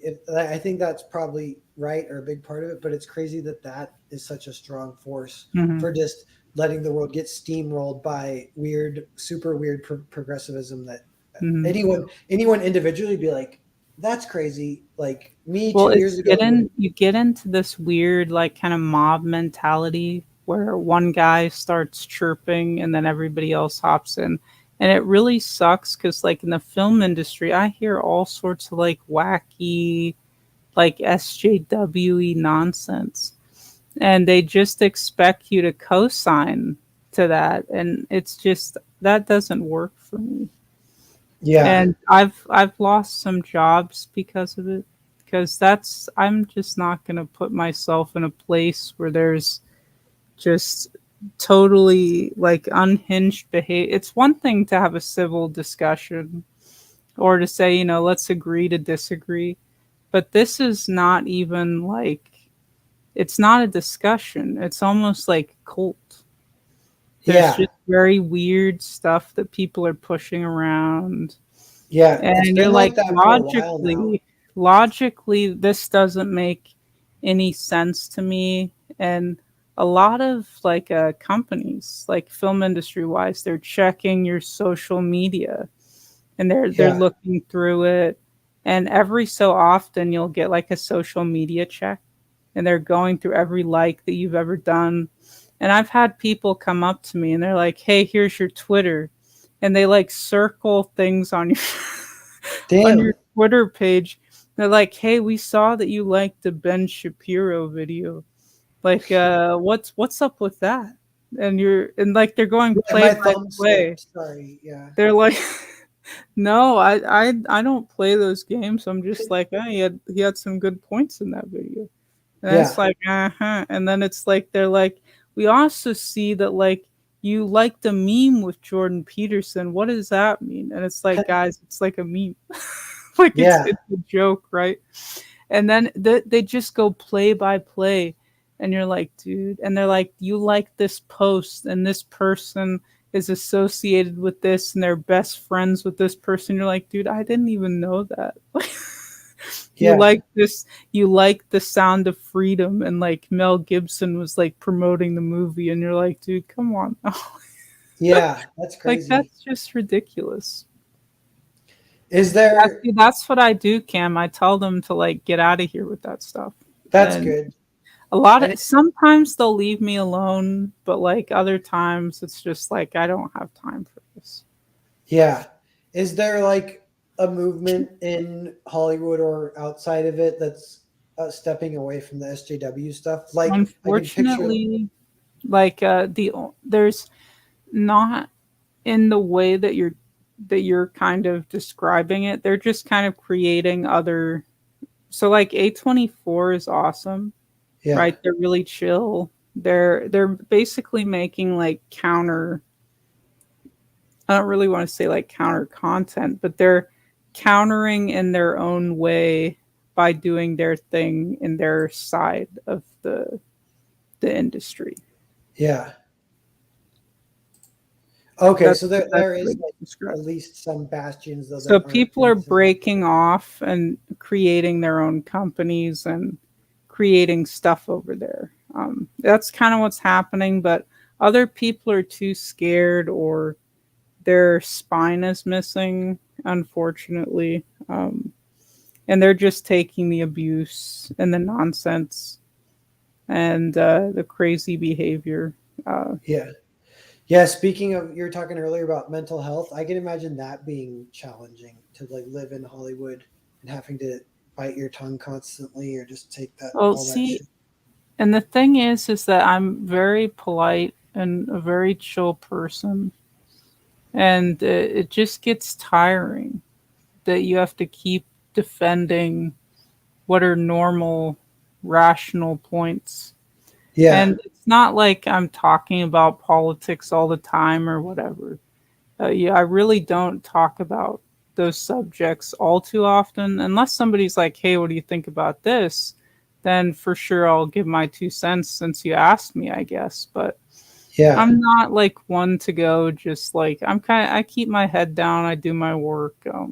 But it's like people are like snooping around to start drama, like they're teenage girls or something in high Yeah. school. And that's what I don't care for. And it's almost like they're fishing. And once they get a hint that, oh, this person might have some conservative values or like some Christian values, Yeah. both of which I It have, empowers the they're psychos. fishing. There's some They of keep that trying to on catch it. Twitter. I forget her name. Oh, it's Renfamous. Like it came out that she used to be like a right wing bigot, but now she's a left wing Mhm. bigot. It's like you were always a bigot, and now just the winds of Well, politics don't they shifted. call those people rhinos? I thought. Not Right, quite sure on the. Republicans in name only is Rhino. Yeah, I believe so. Yeah, yeah. Is that's I don't know if that's what she is or not. That who is that? That's like they're like Democrats now. That's like Hmm. Paul Ryan and stuff.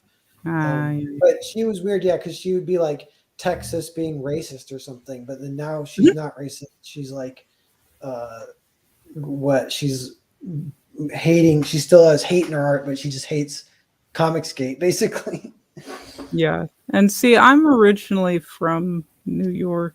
Um, so, I've had to deal with like real life stuff, like real life stuff to where if you accidentally walk down the wrong street, the wrong alley, like there's people there at the end of it and like they're ready to start some stuff. And like, thankfully, my parents are very good at instilling common sense and, my dad's a very skilled martial artist, fight choreographer.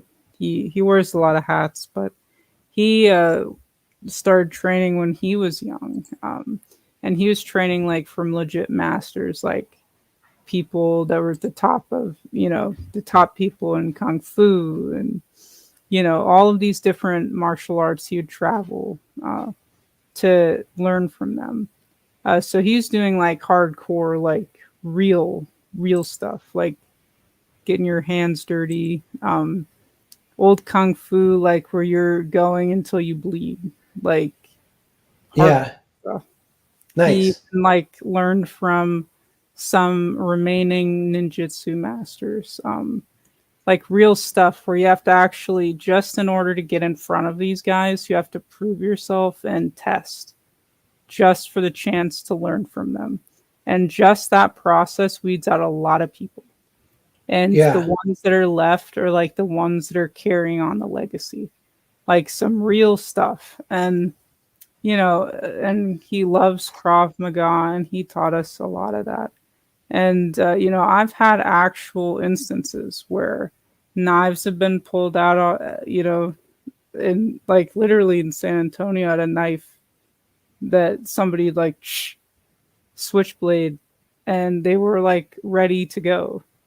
yeah, And I've had to disarm knives and guns that have been pulled out. So it's no real life is no joke, you know, depending on what side of the yeah. street. You know SJW, because before it was SJW, it was Keyboard Warriors, and Yeah, that term kind of got lost. But that was like yeah, 2012, and that was like the sentiment. It's like, damn, people getting their kicks online, pretending like they're tough. But yeah.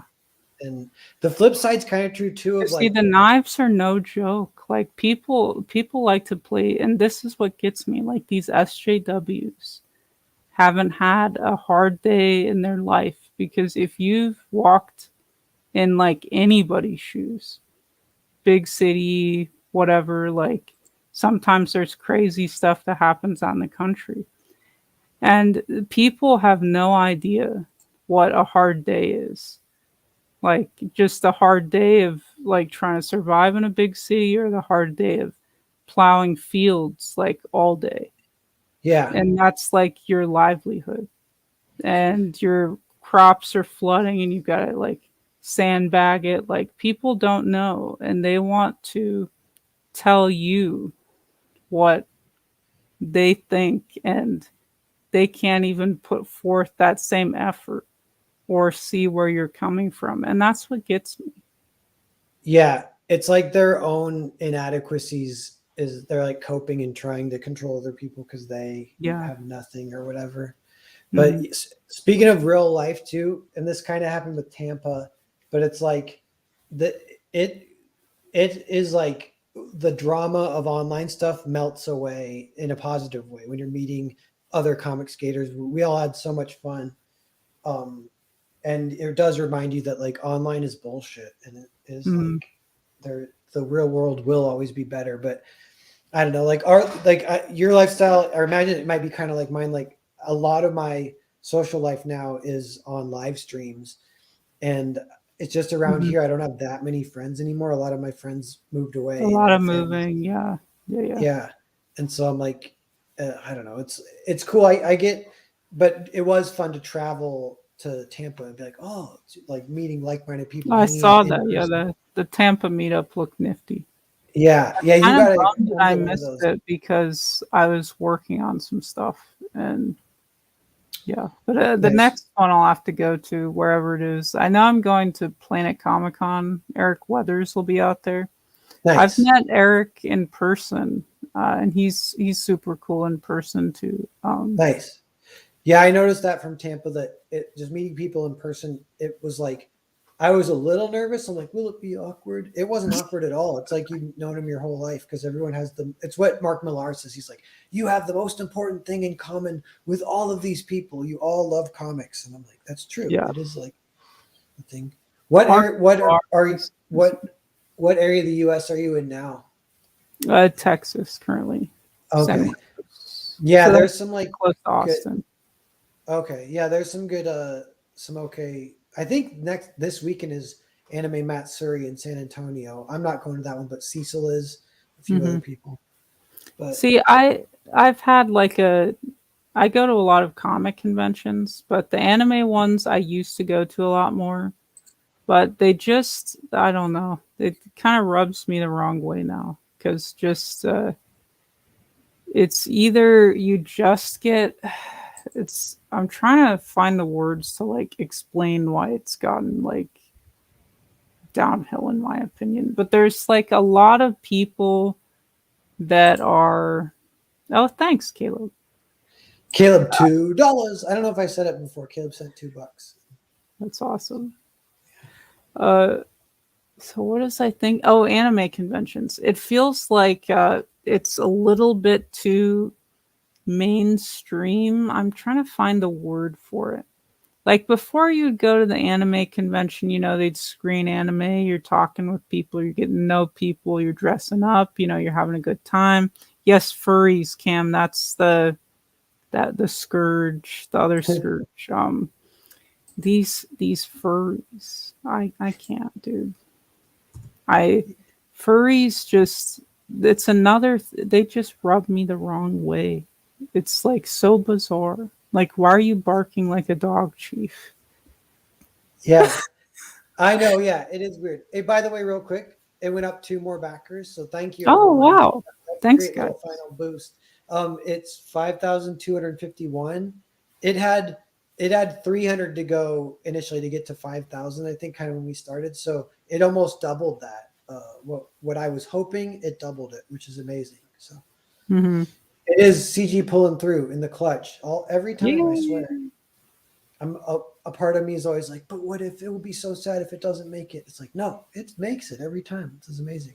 Just nerves lost. Yeah, yeah. So yeah, thanks. But yeah, Thank you.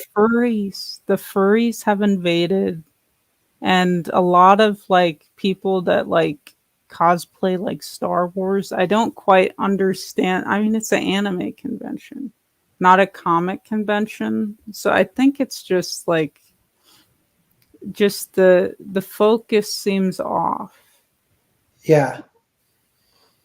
And the comic conventions kind of got that way, but it's kind of starting to turn back. So it's just interesting because I remember like early conventions and it was a lot different, a lot smaller, more intimate, and now it's like you know 50 people dressed up as like Naruto or something like that. Yeah. Yeah. Tampa was like trinket convention. There was only a handful of actual comic artists there. But it's funny, I still found like some vendors that were just selling comics, and I bought some old trades and got new reading stuff. It totally worked. But I was like, yeah, the perfect convention in my head. I haven't seen it in real life yet, but it would be where every single Artist Alley person is selling a comic, and you can go down and look all at their like if it's even Comicsgate, just picture like walking down an aisle with like books on every side, and you can look at them all in person and flip through them and read them and Mhm. make friends and buy them. And I would spend like $1,000 if there was actually a convention And like it's that. like a lot of like weird like it's like plushies and like all of this stuff. I it's just very it's very different. I don't Yeah. know. Yeah. Real quick, Caleb, I know you're bummed you didn't get your what, the second cyber frog, I think. If I can find one, I'm pretty sure I have multiple. I'll mail you one, because if I don't know what's happening with Ethan, but I feel sorry for you, and it's you don't need to put too much towards too much negativity. Do what you got to do, but I'll try and get you a book. No, stand up so we know you're not a clone. Yeah, I used to have a standing I, desk. does Narwhal have pants on? That's the Yeah, question yeah. that we gotta ask. I Because got I think was it Chris Evans was telling me about somebody I believe was on his channel and they stood up and they had boxers on. Oh, that's funny. Or one of the infamous narwhal memories. I think it might have been like early Jack show for some reason I was on, but I had a hole in the crotch of my pants, so I stood up and flashed the hole, and I put my finger through the hole and went like Mm, towards the camera. dude, that's kind of And that's wild. yeah, that one got everyone being like, narwhal is crazy. That was back in the day when I drank a lot, and I get drunk on streams and Oh do no. crazy stuff. Those days are behind me now. I don't understand the drunk streams. Like what was your motivation for that? I'm just curious. If you don't mind me asking. I know some Well, stuff is yeah, like yeah. So in my case, I was so nervous at first just to stream at all that I kind of had to drink. And that's the reason I had to quit drinking eventually, because I was like a little bit of an alcoholic using it as a crutch. And I drink by myself sometimes, or like a fair amount, watch YouTube and get drunk. That's a whole separate thing. But like for whatever reason, getting in the habit of enjoying YouTube more when you're drunk and just drinking alone, like that's Mhm. a bad habit, And so a lot of Ah, those bad habits stacked up, and I eventually was like, I gotta quit. I gotta cut it all out. So gotcha. Makes sense. yeah, Caleb says you're still nervous. Yeah, maybe. I still need the booze, but I What drank a little bit in Caleb was Tampa. asking if I had braces when I was younger. No, no braces. Yeah, I did. My braces once got smashed by a basketball, and my teeth got stuck to my lips or whatever. That was terrible. Mhm. Yeah, we'll just go another 7 minutes. We're gonna make it 2 hours. This Woohoo! cool close down stream. 2 Uh, hours even. Yay. yeah, just a nice little tour stream. It actually will. the true midnight on the Pacific coast, it's only 10, so it goes another 2 hours, so people can still back. Yeah, yeah. But I wanted to make sure we just gave a good 2 hours, And thanks $2. again, Narwhal. I appreciate you letting me on the show and letting me Yeah, share no problem. I was your glad to help. sacred Actually, space. it was funny because yeah, you asked me yesterday, and Mm. and I was like, I am actually honored that you would think of me. So I want Oh, to do it. Um, that's and so I was glad I could help too because we actually did reach. So I that appreciate it. yeah, no problemo. DJD Because Narwhal Rose. it's always interesting with like any type of indie project trying to uh, find the audience is like the toughest obstacle for you to overcome.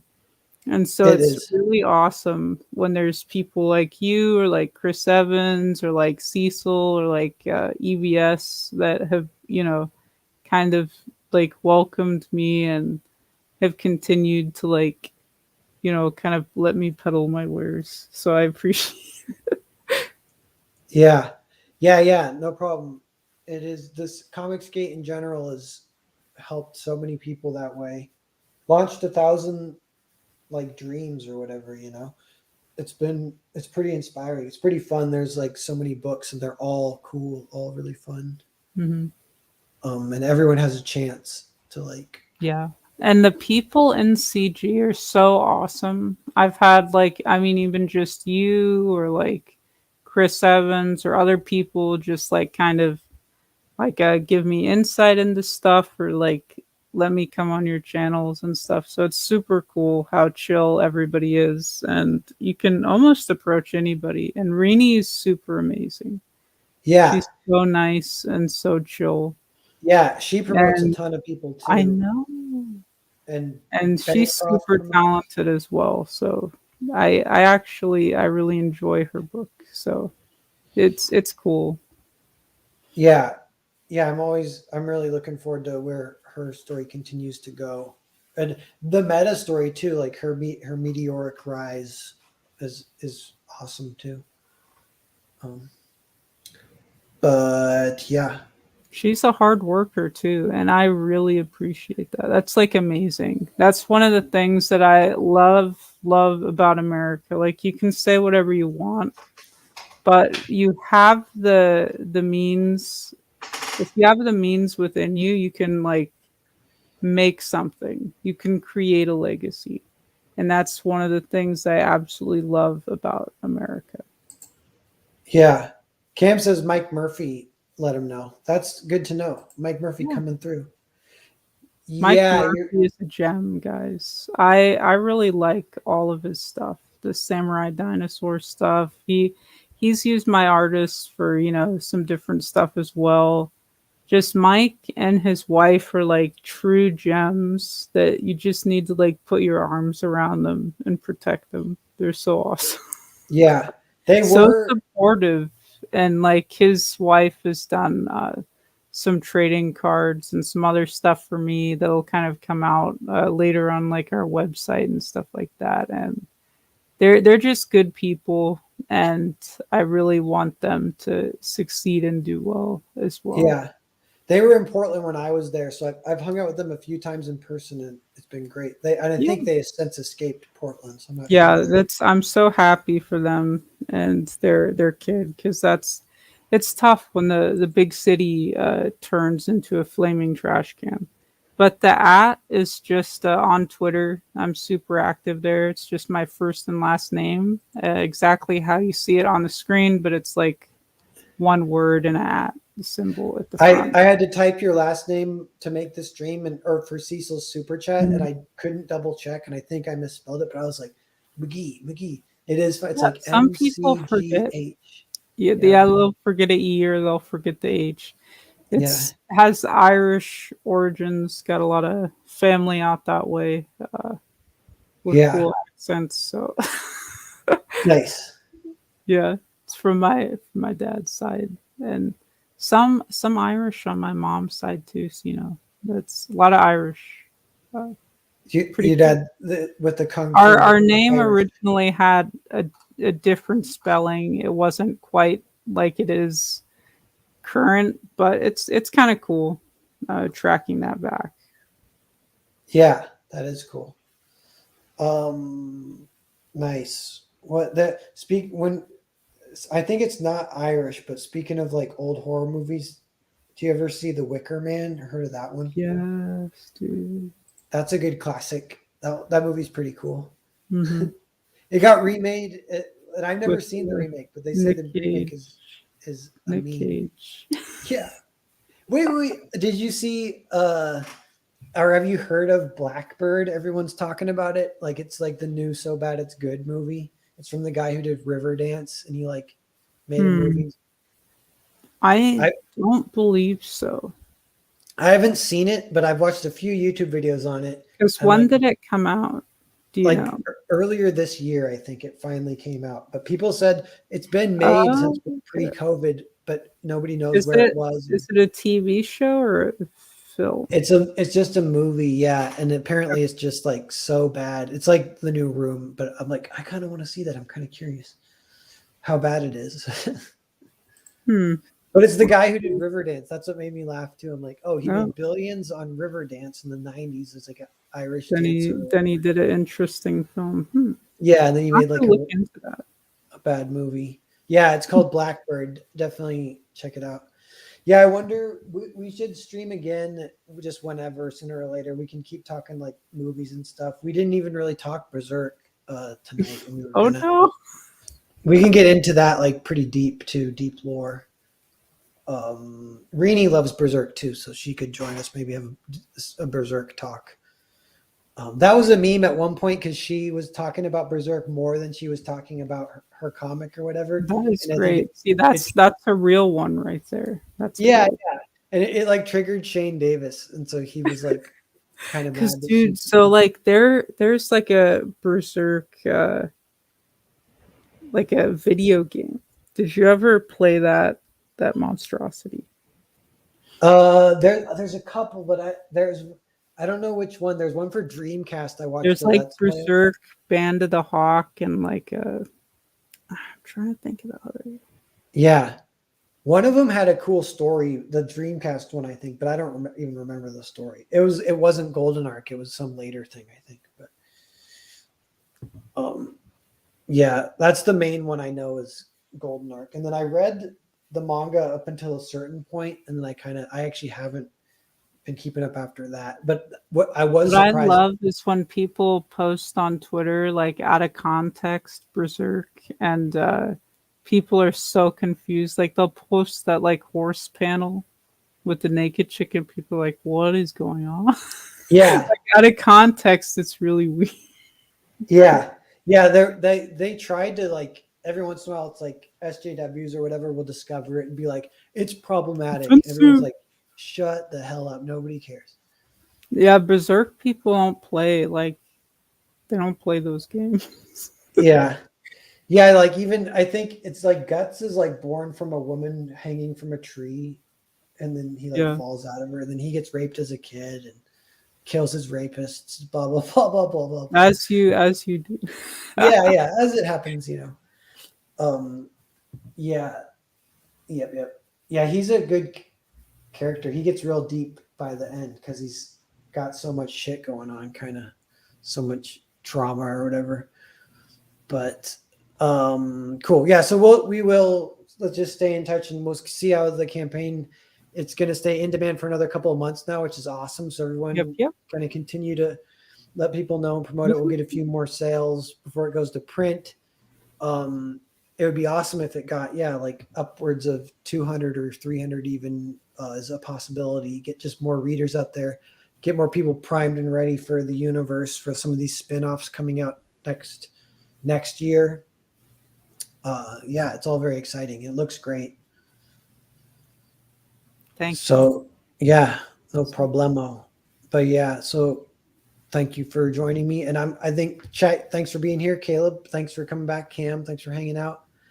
And I'm going to end the stream and then we'll see everyone later. I'm clicking the button now.